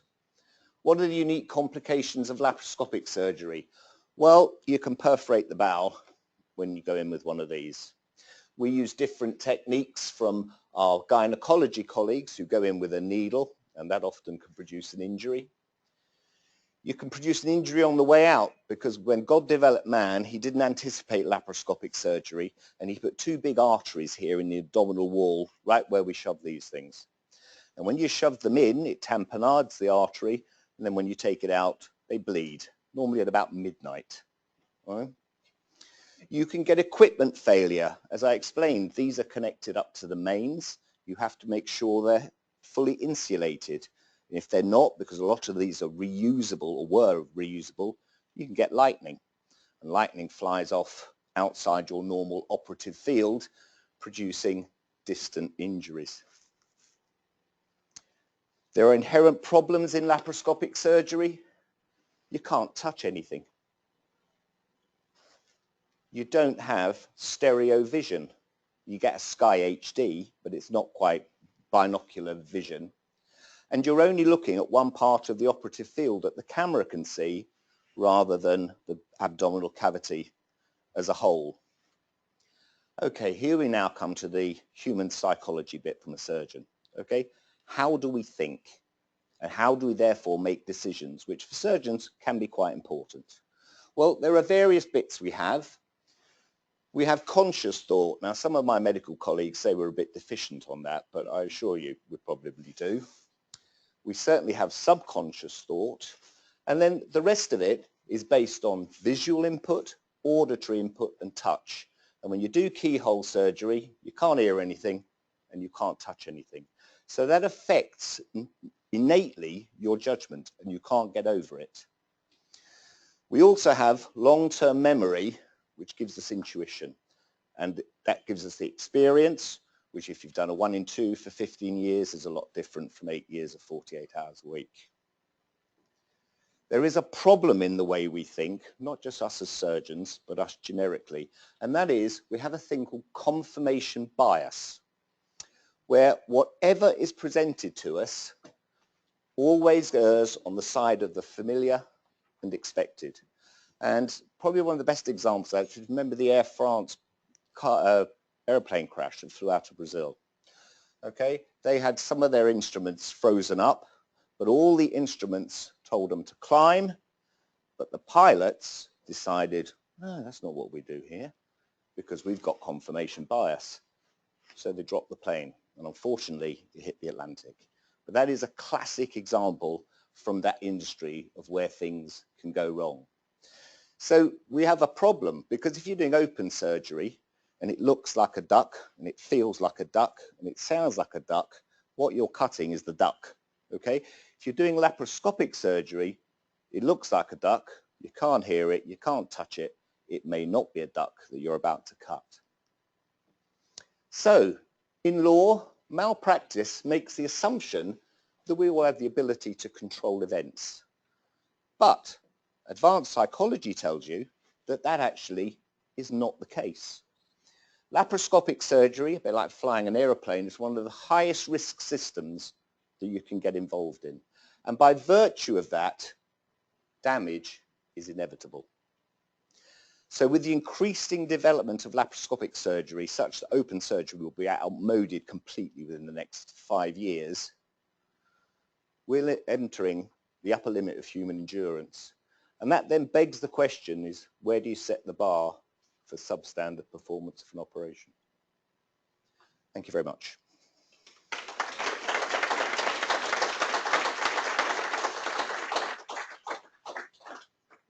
Well, thank you very much indeed.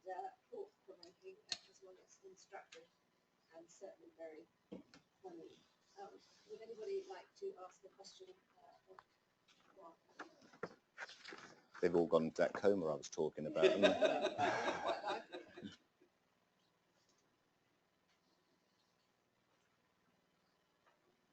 I just ask you a question about the experience of young doctors? So I was interested in you saying that they're actually doing 48-hour weeks. Yeah.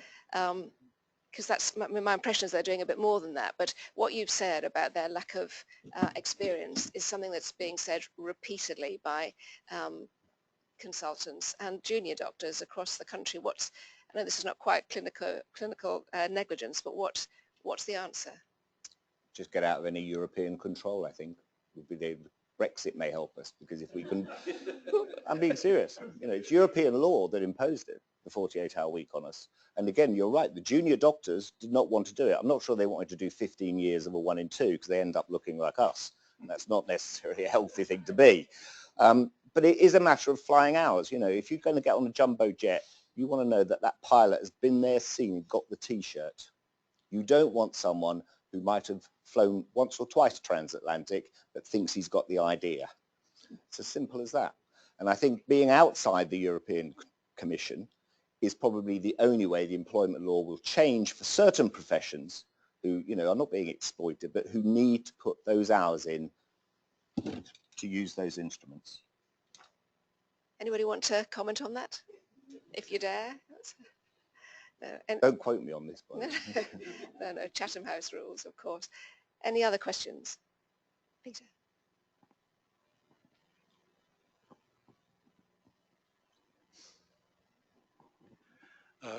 Mark, hi. We throw enormous resources nationally at screening programs. For example, screening programs for breast cancer in women. Yep. And screening programs for older adults who might have colon cancer. And in that case, we examine their feces for so-called occult blood. what's your view about the occult blood screening program? Does it result in an enormous number of false positives that result in your departments being overwhelmed by GPs saying, I've got a positive fecal occult blood test and therefore we need a colonoscopy within 2 weeks? Yeah. Okay, the problem with fecal occult bloods, I've got no GPs out, no disrespect for them, but it is a screening tool. In other words, it's a tool for asymptomatic patients. If you go to your GP, you're symptomatic. So if you look at the data, fecal occult blood testing has no part to play in that. All right, I know GPs do it, but it's a sort of misuse of what the test was designed for. Screening for colon cancer is good, it is effective, it needs to be refined, and indeed they're introducing limited telescope tests now at the age of 50 to supplement fecal occult bloods to pick up colon cancer early because it's so common, 25,000 cases a year we resect. All right? It's the 2-week wait referrals that are the biggest problem in the NHS, not the fecal occult bloods, because it's politically expedient. It probably, I'll go off mic here, probably makes no difference to the prognosis in the majority of patients. And the pickup rate of a 2-week wait referral is exactly the same as a routine one. So you're not picking up more cases, as is highlighted. You might be picking them up a few months earlier. Doubling time of 130 days, that ain't going to make no difference. Liver metastases, they'd have to come and see you 3.4, 3.7 years earlier to make a difference. So there's a lot of politics going on which gets messed up with the medicine but provides huge resource implications. I mean, 12-hour colonoscopy list 7 days a week is practically a factory. It's horrendous. Thank you very much indeed, Mark. My pleasure.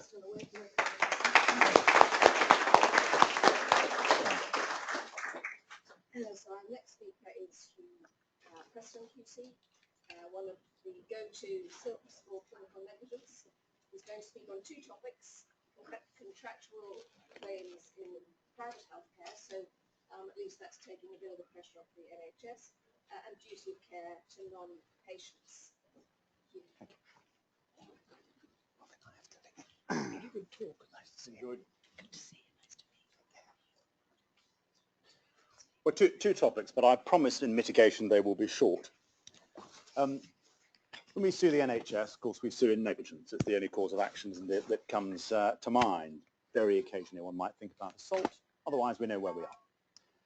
In private surgery, I simply pose the question, why do we tend to sue in negligence? We do tend to, don't we? We look at the private surgeon, he's got his health insurance, and we go after him applying the usual law. We can, of course, sue in breach of contract in any private case, but we tend not to do so. And I just wonder why that is. Is it because we regard breach of contract as a matter for the clever commercial practitioners, or is it simply a matter that we know our way around negligence law?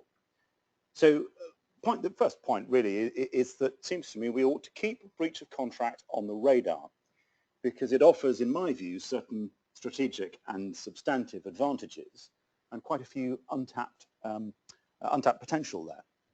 I'd just like to flesh that out a little bit. So typical case, of course, you've got your surgeon with his insurance.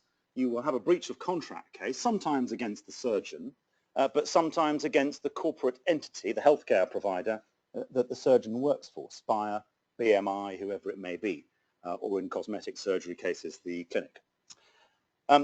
When you present that case to Spire, or indeed anybody represented by Berrimans, the reaction is one of shock, horror. No, we are the healthcare provider. If you want to sue in negligence, go and sue the surgeon. And they will be incredibly irritated by this. And when defendants are irritated, I'm happy. We must be doing something right. They will say, look at the contract we have with the surgeon. You will see it set out there that the surgeon is solely responsible for the healthcare. Our surgeons are independent contractors, they will say. Here is a contract where they are responsible for that side of the business. All we do as a hospital is provide the venue. So come to us if you must, if there's something wrong with the venue, but anything to do with the surgery, go after the surgeon. There's a flaw in that argument, isn't there, of course? And that is that having an independent contractor is a defence to a claim in negligence, in tort. That's your tortious defence. It can never be a defence to a claim in breach of contract. And why is that? Of course, we don't call them independent contractors in breach of contract cases, do we? We call them subcontractors. And they're called subcontractors for the very reason that your claim in breach of contract is against the party with whom you have contracted, which in a private healthcare case is typically a healthcare company, such as Spire or BMI or a clinic or whoever it may be. And so when Spire point to their contract with their surgeon, pointing out all of these terms and conditions, saying how they are solely responsible for the surgery, your answer as a claimant, isn't it, is that is simply none of my concern. I'm not a party to that contract. It doesn't matter to me as a patient how you as a healthcare company choose to regulate your affairs. Yes, I can sue the surgeon in negligence if I want to, but I'm choosing to be awkward and I'm suing you in breach of contract. And of course, at the risk of stating the obvious, the statutory implied terms in any contract which cannot be contracted out of are firstly that any services are provided with reasonable skill and care. That will include surgical services.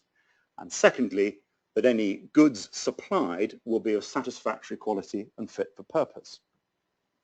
And that's an interesting point because when one's looking at private healthcare cases, quite a large section of that market is cosmetic surgery, is it not? And when you go for cosmetic surgery, you are quite often undergoing both a surgical procedure and you are receiving an implant of one sort or another, facial fillers, breast implants, whatever it may be. And those who practice in this field will quite often come across the scenario where you have a patient who has been injured because something has gone wrong. You as a solicitor don't quite know whether that is down to the way it has been put in by the surgeon or whether it's something wrong with the product. And if you are suing a surgeon in negligence, what is the surgeon going to say? Not me, must be something wrong with the product. So off you go after the manufacturer of the product and you say, your product has failed. And they say, no, our products are fine, look at the statistics, nothing wrong with that, must be the way it was put in. So what do you do traditionally, of course, to protect your client's position is you sue the surgeon in negligence and then you join the manufacturer of the product as a second defendant to protect your client's position. But by definition, you're only going to win against one of those two defendants. You hope that the person you win, the defendant you win against, will then cough up for the costs of suing the other defendant. But there are risks associated with that and complexity. Much easier to go in breach of contract because that way it's the same defendant that's liable regardless of whether it's the component that's been put in or the way it's been put in. You can run it as a res ipsa case in certain circumstances if the outcome is one that cannot realistically be anything other than the consequence of negligence or something wrong with the product. Same defendant, liability arises. So that's the first sort of list here. There's the first strategic advantage and substantive advantage, the same defendant potentially for multiple causes of action. To take it slightly out of sequence, in cosmetic surgery cases where you think it might be the component that is defective, your remedy in breach of contract is stronger than it would be in product liability under the Consumer Protection Act, which would be what you otherwise would have done had you been suing in negligence and then joining the manufacturer as a second defendant. Why do I say it's stronger? Because the only thing you need to prove is that the component is not fit for purpose, not of satisfactory quality. Under the Consumer Protection Act, you need to prove that it's defective, but then there's a whole string of statutory defences that may arise. None of those apply in breach of contract. So in general terms, easier to prove that a product is not fit for purpose in breach of contract, as well as offering that lifeline, as I say, for two causes of action against one defendant. That's the first advantage.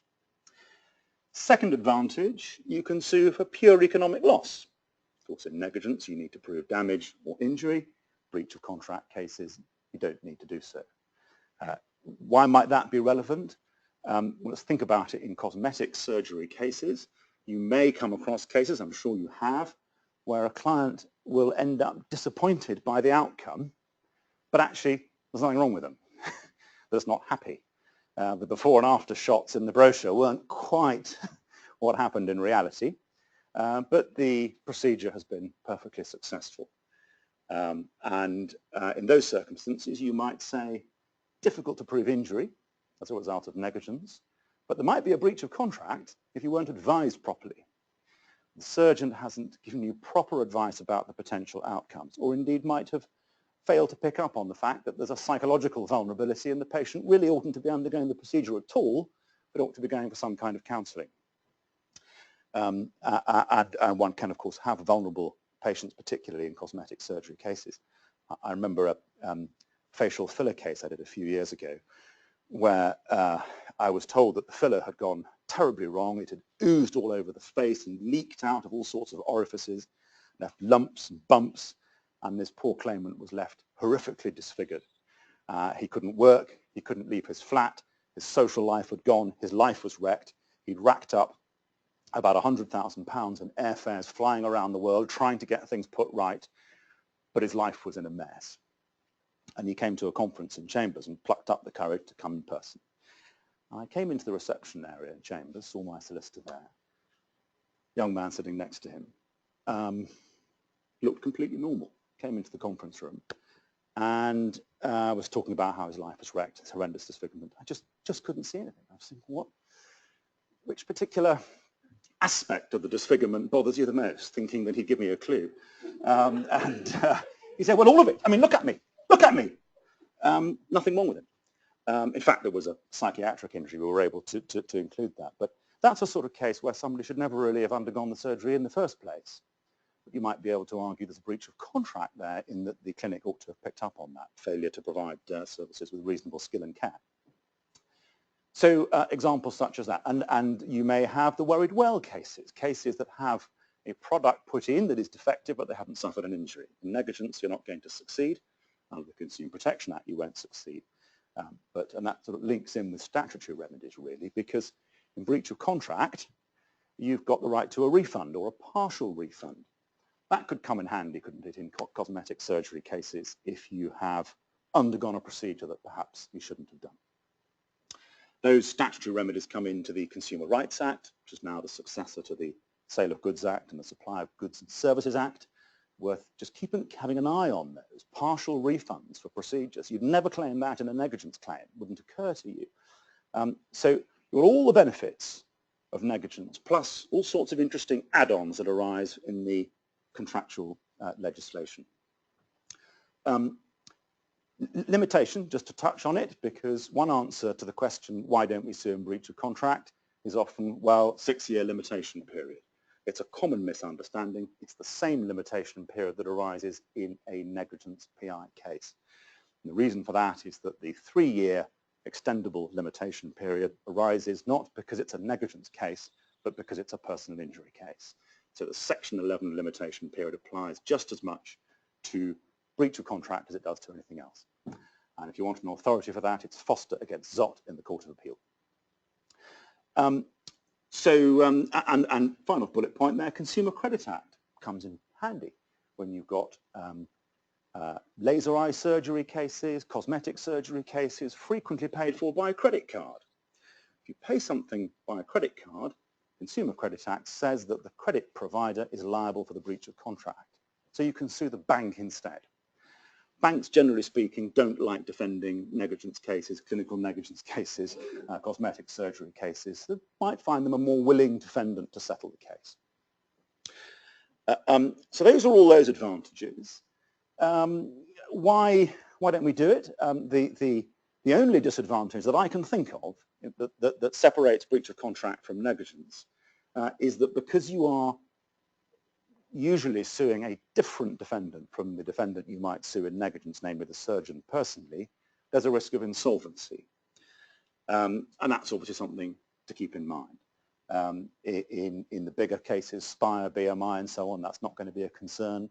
In cosmetic surgery cases, these clinics and the PIP breast implant litigation that I've been involved in is littered with examples of clinics going under, rising phoenix-like from the ashes, and carrying on, leaving their creditors, including the claimants, behind. So Harley Medical Centre went under and rose again. The hospital group went under and rose again. Transform went under, and other Transform companies still trading. So that's a particular issue to keep an eye on, whereas of course your surgeon ought to have insurance. But that doesn't arise in every case. Just as a little digression into PIP litigation, one of the ways in which we dealt with this particular issue, just as a little bit of a digression here, so 1,000 cases in the PIP breast implant litigation against a variety of defendants, and some of those claims were against Transform without insurance on the part of Transform. Transform then went into administration. And for a small subgroup of the cases, not that many, but for a small subgroup, they were left in this position, with the claimant with a claim against Transform in breach of contract, unable to enforce it because Transform was in an administration, and without insurance. Had there been insurance, of course, we would have gone directly against the insurer under the 1930 Act, 1930 Rights Against Insurers Act. What we saw, though, however, was that Transform had made a third-party claim against the UK supplier Cloverleaf, who supplied them with the implants. But the claimants couldn't sue Cloverleaf. Why not? Because Cloverleaf was not liable as a manufacturer, so you couldn't sue under the Consumer Protection Act. They were only a distributor, the UK distributor. Neither were they liable in tort because, again, they weren't the manufacturer, they were simply a supplier. Claimants couldn't sue in breach of contract, of course, because they didn't have a contract with Cloverleaf. But it felt very unfair that Transform, by reason of it going into liquidation, meant that claimants couldn't get to Cloverleaf, it was a solvent company, and yet had the litigation progressed with Transform solvent, Cloverleaf, of course, would ultimately have paid out and it would have gone down the chain. What the claimants did, this small group of claimants did, was to agree with Transform shortly before it went into administration that Transform should assign to the claimant its right of action against Cloverleaf. Any cause of action is assignable, and so Transform assigned its right of action to the claimant. And that then meant that this red claim over here belonged to the claimant, so the claimant stepped into the shoes of Transform. Rights of action are frequently assigned in commercial cases. I'm not sure that it's happened before all that often in personal injury context. There was a certain amount of shuffling of feet and noises on the other side from Henderson Chambers, but ultimately no substantive points that had any water were raised against that mechanism. So the end of it looks a bit like this. Claimant is left with two claims, one against Transform, which in administration can't be enforced, but a second quite separate claim against Cloverleaf, an insolvent company. So you've bridged the divide on breach of contract. That's most unlikely to be of any relevance to you in normal day-to-day practice, but I thought I'd just tell you the story because I quite enjoy it.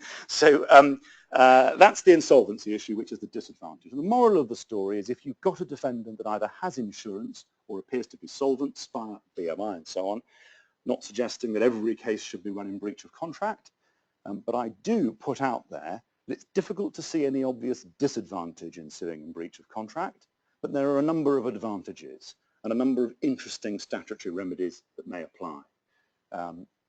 One that I forgot to mention, actually, I was thinking about this talk, the statutory cooling off period, quite interesting. In eye cases, those who do laser eye cases, the Royal College of Ophthalmologists originally had said there should be a 2-week cooling off period between the date of advice and the date of the procedure. That was then brought forward to a week, and it's now, I think, 24 hours is all that's required between the consultation and the procedure. And in a negligence case, if we're looking at a consent case or an absence of proper consent, you'd be looking to see whether that 24-hour period has been complied with. But it's interesting that that's the way things have gone in a sort of Bolan negligence sense. But if you pay for that procedure contractually, as you usually will, and you don't sign that contract up the premises of the laser eye surgery, you've got a 2-week cooling off period. So doesn't that tend to mean that you really ought to have 2 weeks to think about it before you undergo the procedure? I just put it out there as, again, a suggestion that some of these contractual remedies appear to be a little bit more consumer-friendly than the way things are in tort and in negligence. So all I would say is keep it on the radar and think about it and make an informed decision. That's my sort of topic really on contractual claims in private healthcare. Very happy to take any questions on that. Otherwise, I was going to go and talk about a separate issue. Okay. So topic number 2, not really related, but it's been on my mind recently, is duties of care owed to non-patients. So back into talks again, nothing to do with cosmetic surgery. I've had a number of, not a huge number, but a number of cases over the years of either congenital disease cases or sexually transmitted disease cases, HIV cases, and so on, where the failure to diagnose the patient, of course, has affected the patient, but has also affected other family members, either because it's a congenital condition that they didn't know that they had, and had they known that, they would have been treated and avoided injury or, in one case, death, or if it's obviously an HIV case and so on, then you may have a sexual partner who either hasn't yet contracted the condition and is at risk, or who has contracted it, doesn't know about it, needs to be screened and dealt with. So the question is, does the doctor owe a duty of care to those individuals, or is the duty of care only owed to the patient? You would have thought that there would be a clear answer to that question in the case law. There isn't. In the more straightforward cases, I have found defendants in the end will settle. They tended to fight the cases where they're more difficult, and the few cases that there are in the case law, 2 in particular, we'll look at are the more difficult cases. So where does one begin with that question, duty of care? We'll start with the first principle. So Caparo, the classic 3-legged stool for a duty of care. Is there reasonable foreseeability? Is there proximity? And is it fair, just and reasonable to impose a duty of care? Reasonable foreseeability will almost always arise, won't it? If a doctor knows that somebody is HIV positive, it's clearly foreseeable that their partner or partners will be at risk. Proximity may depend on who the person is that's seeking to sue. Is it a partner? Is it some future partner? Or is it an immediate family member or distant cousin? That may affect the question of proximity.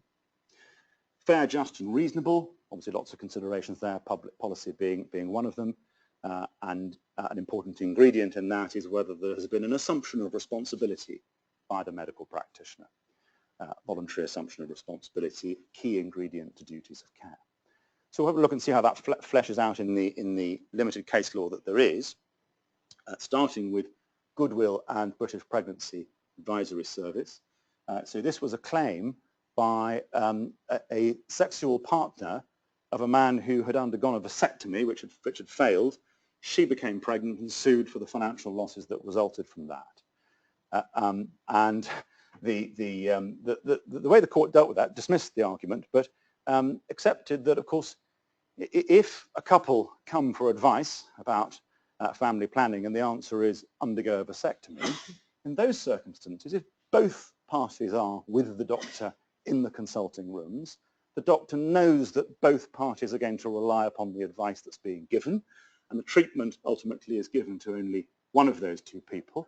But in those circumstances, duty of care would arise because the doctor is intending that the other person, just as much as the male partner, just the female partner would be intending to rely upon that advice. So within that context, there's an assumption of responsibility, but no assumption of responsibility to an unknown sexual partner. It was also unknown to the wife. Of course, clearly she wasn't present in the consulting room.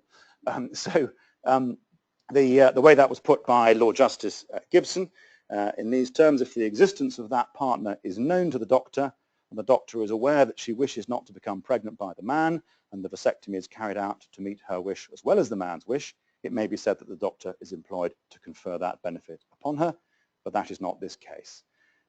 In relation to other partners, Lord Justice Thorpe put it this way: the doctor, in the circumstances, regards himself as advising the patient, and if a married man, the patient's wife. It cannot be said that he knows or ought to know that he also advises any future sexual partners of his patient who chance to receive his advice at second hand. Presented with such a set of facts, a doctor is entitled to scorn the suggestion that he owes a duty of care to such a band so uncertain in nature and extent and over such an indefinite future span. So that was Goodwill, so no joy there for the claimant. Then we race ahead a little bit to year before last, 2015, ABC and St George's Healthcare decision. It's a case which is, I perhaps should have disclosed this, it's up for the Court of Appeal next month. I don't know whether it's something that's on your register, but am I okay to talk about it, just in case? We've talked about it, right? Certainly won't ask you to comment. So this is a father diagnosed with Huntington's disease, serving prisoner, estranged from his adult daughter, and the practitioners who diagnosed that condition plainly advised you need to communicate this to your daughter. In fact, his daughter was pregnant at the time, might pass it on to her unborn child, and he refused to allow that to happen. Not a particularly nice man, but then again, he was serving life in prison. The adult daughter, brought a claim saying that there was a duty of care to her personally by the medical practitioners, and that duty should have overridden the doctor's duty of confidentiality to the patient. And that was dismissed. It was dismissed on the basis that the duty of confidentiality, amongst other reasons, but that seems to me to be a central reason, was something that could not be overridden. So it wasn't so much the concept of a duty of care being owed to a third party, but rather the particular duty that was being contended for was a duty to override and breach confidentiality, which really went too far. As I say, that's under appeal, so watch this space. The second and really the only other relevant authority in the case law, recent case law, is Connor Smith, a case that Simeon was involved in, first instance decision last year. And in that case, again, a congenital disease case, there was a failure to diagnose a patient. And in this case, the claimant that sued was a second cousin of the claimant's. And in order to distinguish the case from the ABC case, the Huntington's disease one, the point was made quite properly that, of course, in this case, it was not being suggested that the duty was to inform directly the second cousin, but rather the duty was to give advice to the patient, and the patient in turn would then have informed family members. So you preserve confidentiality, but still a legal duty of care. Still had to establish that there was some degree of assumption of responsibility in that case. How was that put? Well, it pointed to the fact that the hospital had a clinical genetics service when it comes to these cases in order to identify family members and relations who might be at risk. So the fact that there was that system and structure in place was said to give rise to the implied assumption of responsibility. But ultimately, that was not successful. But the principal reason for that seems to be that the second cousins were just too far away, a bit too remote, just a little bit too much of an ask. And Donna Judge McKenna put it this way: to extend the duty of care to a patient's second cousins, even though on the particular facts of the case there was a potential for them to be affected by an omission in the treatment of that patient, is to go well beyond the existing law and fails therefore the test of what is fair, just and reasonable, since it will be the giant step referred to by Lord Toulson in Michael and Chief Constable of South Wales Police. So there's the court reaffirming that well-established common law principle that if you want to do something new, don't be too bold. Do it in small steps, incremental steps to develop common law. So ABC, you have the confidentiality point. Connor Smith, you have the second cousin point. Those are two difficulties, which may explain why those cases were fought to trial. To find an answer in a supporting case, one has to look a little further afield into case of, it's an Australian case. I don't know how it's pronounced. Goodness knows how the Australians pronounce it, but BT and OAE in 1999, that's an HIV case. And that case was successful.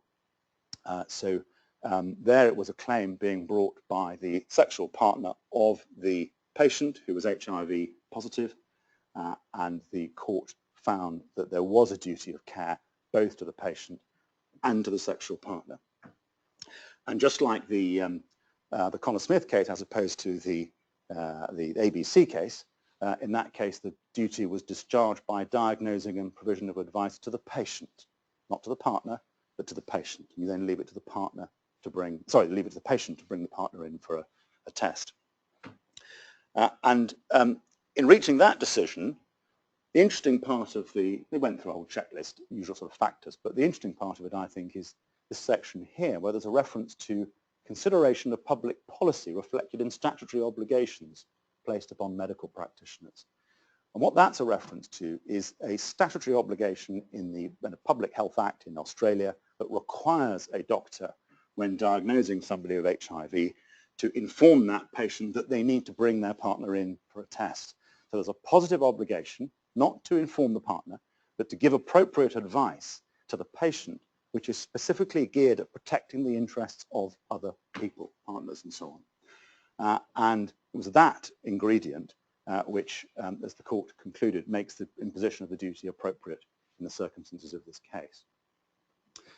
So to advance the position in England under English law, I should point out that this principle has since been recognized in Canada, in Philadelphia and California. So we're a little bit behind in England, but to apply that into more English terms, what are we looking for? A voluntary assumption of responsibility by the doctor.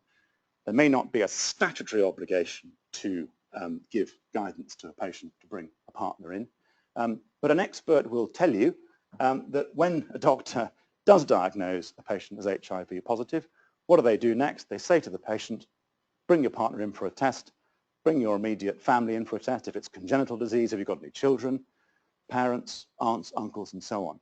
So in practical terms, it's the same. The doctor doesn't only look after the interests of the patient when giving the diagnosis. The advice that they will routinely give, having given that diagnosis, is actually directed at family members by saying, for goodness sake, bring them in for a test. That's only designed to help them and not the patient.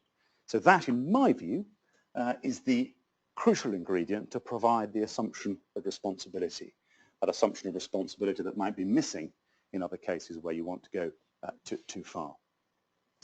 So that's the supporting authority. As I say, I've had some success with that, but if the defendants don't fight the points, one never gets to have a decision that establishes it. But it seems to me, my conclusion is if you've got immediate family members, not too far, cousins and so on, and you have an assumption of responsibility by the doctor that is directed at those individuals, then a duty of care, certainly novel, no case law directly on point, but is a good arguable point, where the so where it's more distant with cousins and so on is more difficult. And the duty of care should be limited, in my view, to advising the patient and not directly the third party. So I settled a case last month involving claim by mother, sexual partner, father, and unborn child, daughter. No problem there. It was a pregnant woman, but also a 3-year-old son who was also alive with HIV. So the whole family HIV positive, and each of those claims were brought. So that's what I think we're left with, but it's an evolving story. Watch this space in the Court of Appeal, see whether we get some further guidance from there. Okay, so I've rattled through that. 2 short topics. I promised they'd be short. The wine is waiting, but any questions? No? Anybody want to ask you anything? Deirdre. If I can just say, Hugh, that one of the few clinical negligence trials I did in the last few years was that one where breach of contract was alleged. Was it? But yes, quite interesting. They wanted to, they wanted to go beyond kind of general duty of care, and they sort of pleaded a number of specific promises that the doctor made. So I think that was the first time I'd seen that. So I think you're right. Interesting. Yeah. Possibilities there. Again, didn't succeed, but So if I can just then, I think the data was going to ask a question. Yeah, a kind of question. There is a move amongst medical professionals, particularly those working in laboratories on certain cohort studies, who are perhaps looking for specific focused genetic analysis, such as the BRCA trials and others, to say we feel we have an obligation which goes beyond a patient which we are not directly treating to disseminate this information. And I am aware there's a study going on in Oxford which I'm kindly involved in courtesy of Peter, that in fact they brought people over from Holland who were appalled that we have not extended, if you like, this distributive view of affairs, because in Holland the obligation to the patients at large is higher than that of the family, and if the family will not agree to the information being passed on, they do so. So what I'm really asking you is, do you think it's just a question of time before somebody who is, if I may say so, bloody bold and resolute like yourself, will take a case where a definitive decision has to be given, which goes beyond the realms of the absolute duty of confidentiality owed between a physician and a patient?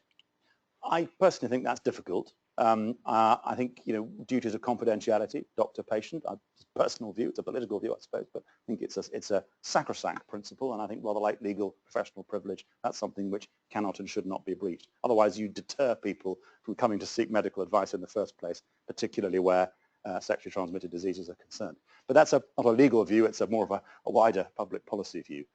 But certainly, I think the duty of care is there to be recognised in those limited cases. If I could just comment on sexual transmission of diseases cases, you can argue that there was perhaps a subconscious choice as to whether you had that disease or not, whereas if it's something like Huntington's chorea or the breast cancer gene, then that is what they call an incidental finding. Perhaps then they're doing a wider ranging genome analysis, and so it goes beyond the individual to a whole family and branches of that family. That's all I would ask. I mean, I think that you would hope that the ABC type facts are a pretty rare set of facts where you diagnose one family member and they refuse to communicate that fact to their relations. You would hope that that would be pretty exceptional, and you wouldn't therefore need to go over their heads. Does it? Does it?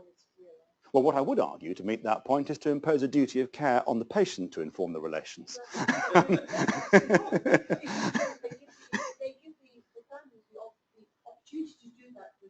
Yes.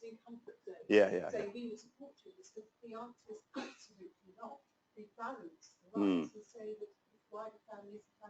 Yes.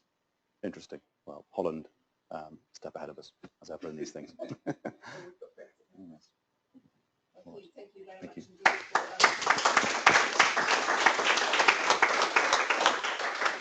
Say for a thought-provoking and inventive talk, if I may say so. Now, I think somebody said something about drinks. So if I can just thank Robin for the earlier talk. I did say that he would take more questions, perhaps over a drink. I think now it's time for everyone to have a bit of a rest. Thank you for those online. Thank